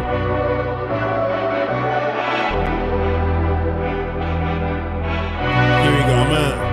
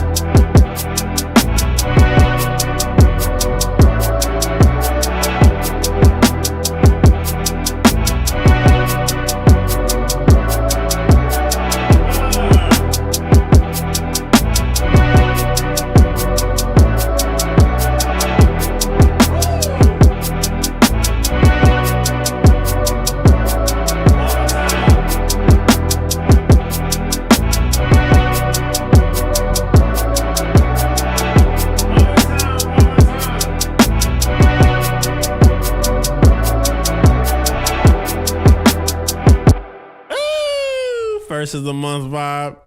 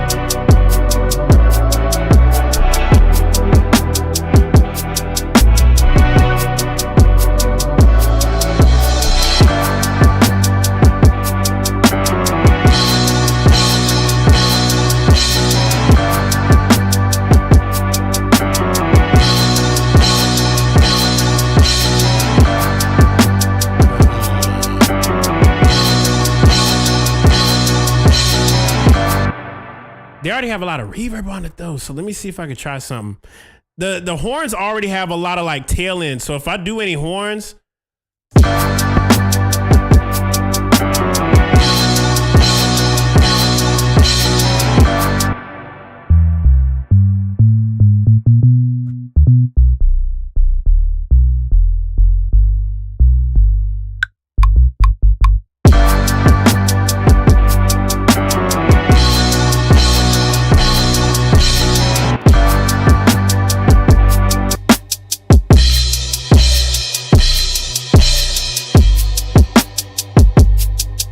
The fact that rap music used to have beats like this is just kind of gnarly to me.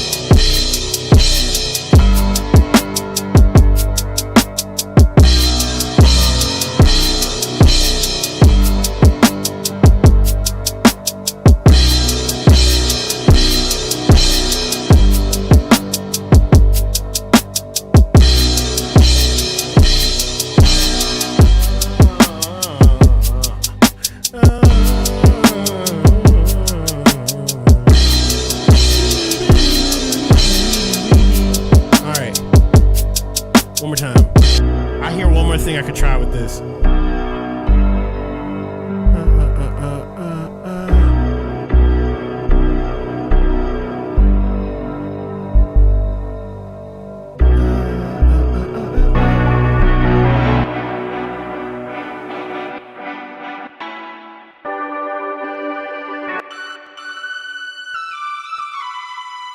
That lead synth is so wild.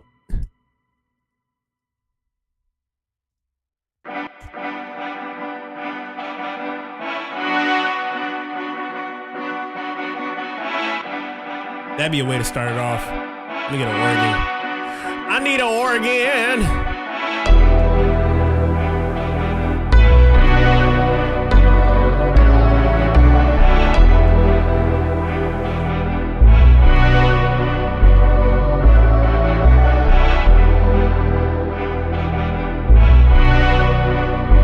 Duplicate this.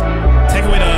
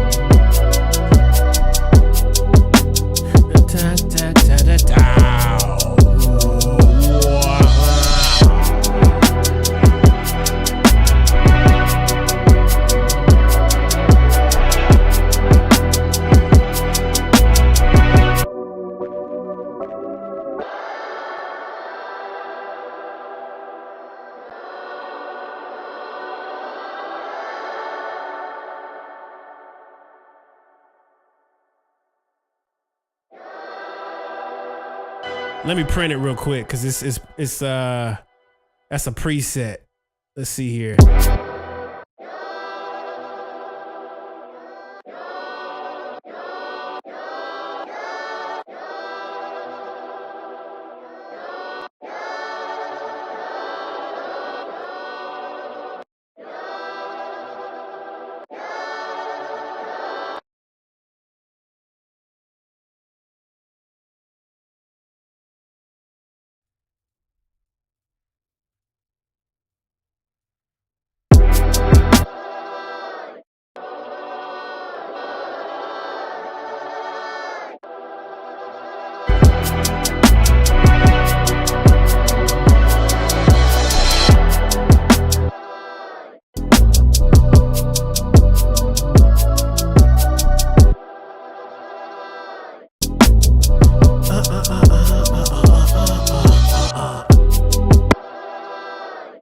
That's in reverse.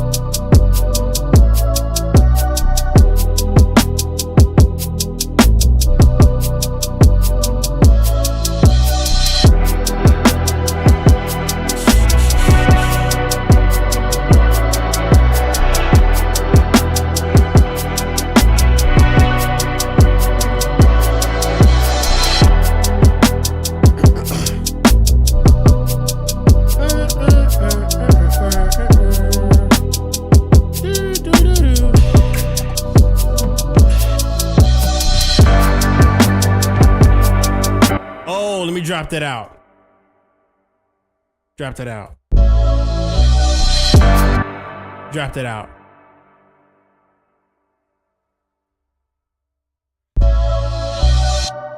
Drop this out too. There's one more thing I gotta take out. Delete this.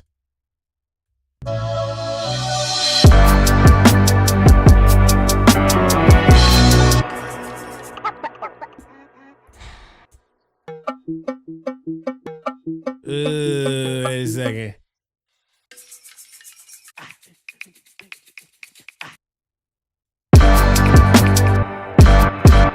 Let me do a slow one, repitch.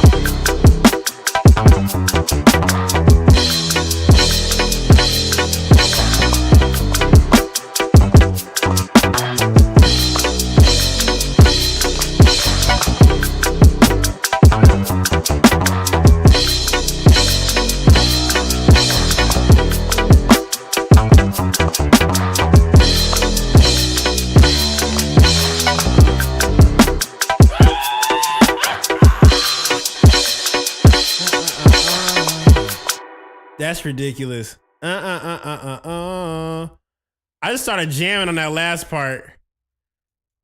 I was like, oh God.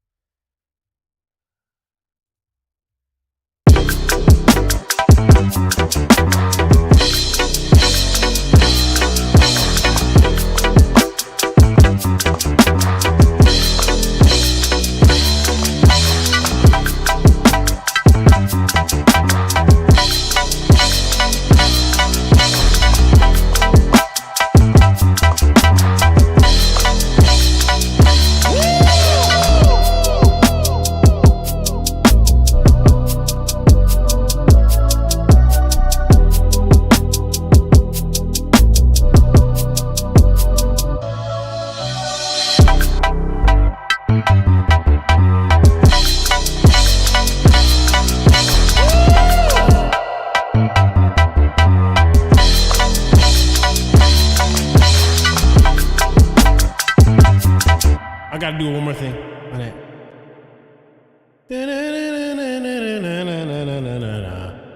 I'm just kind of purely creating for the fun of it right now.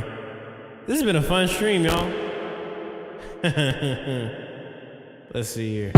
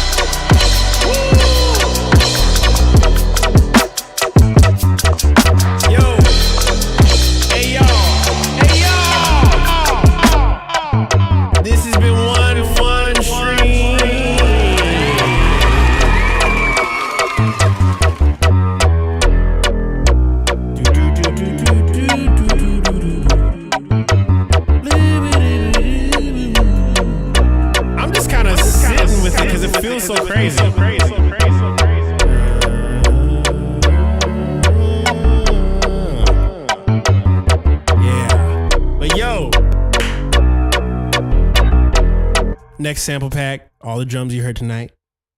This beat, the previous beats, all the beats you've heard this week. Pretty much every beat that y'all have heard me make this week, this month, this year is featuring this new sample pack that literally drops at midnight, about approximately 3 hours. So if y'all want to tap in with your boy, cop the sample pack, Volume X Pocket. I love y'all. Hope you have a wonderful night. I'm going to get some food. I'm going to chill out. I'm going to probably go live on IG and just see what happens once it goes live, y'all. I love y'all so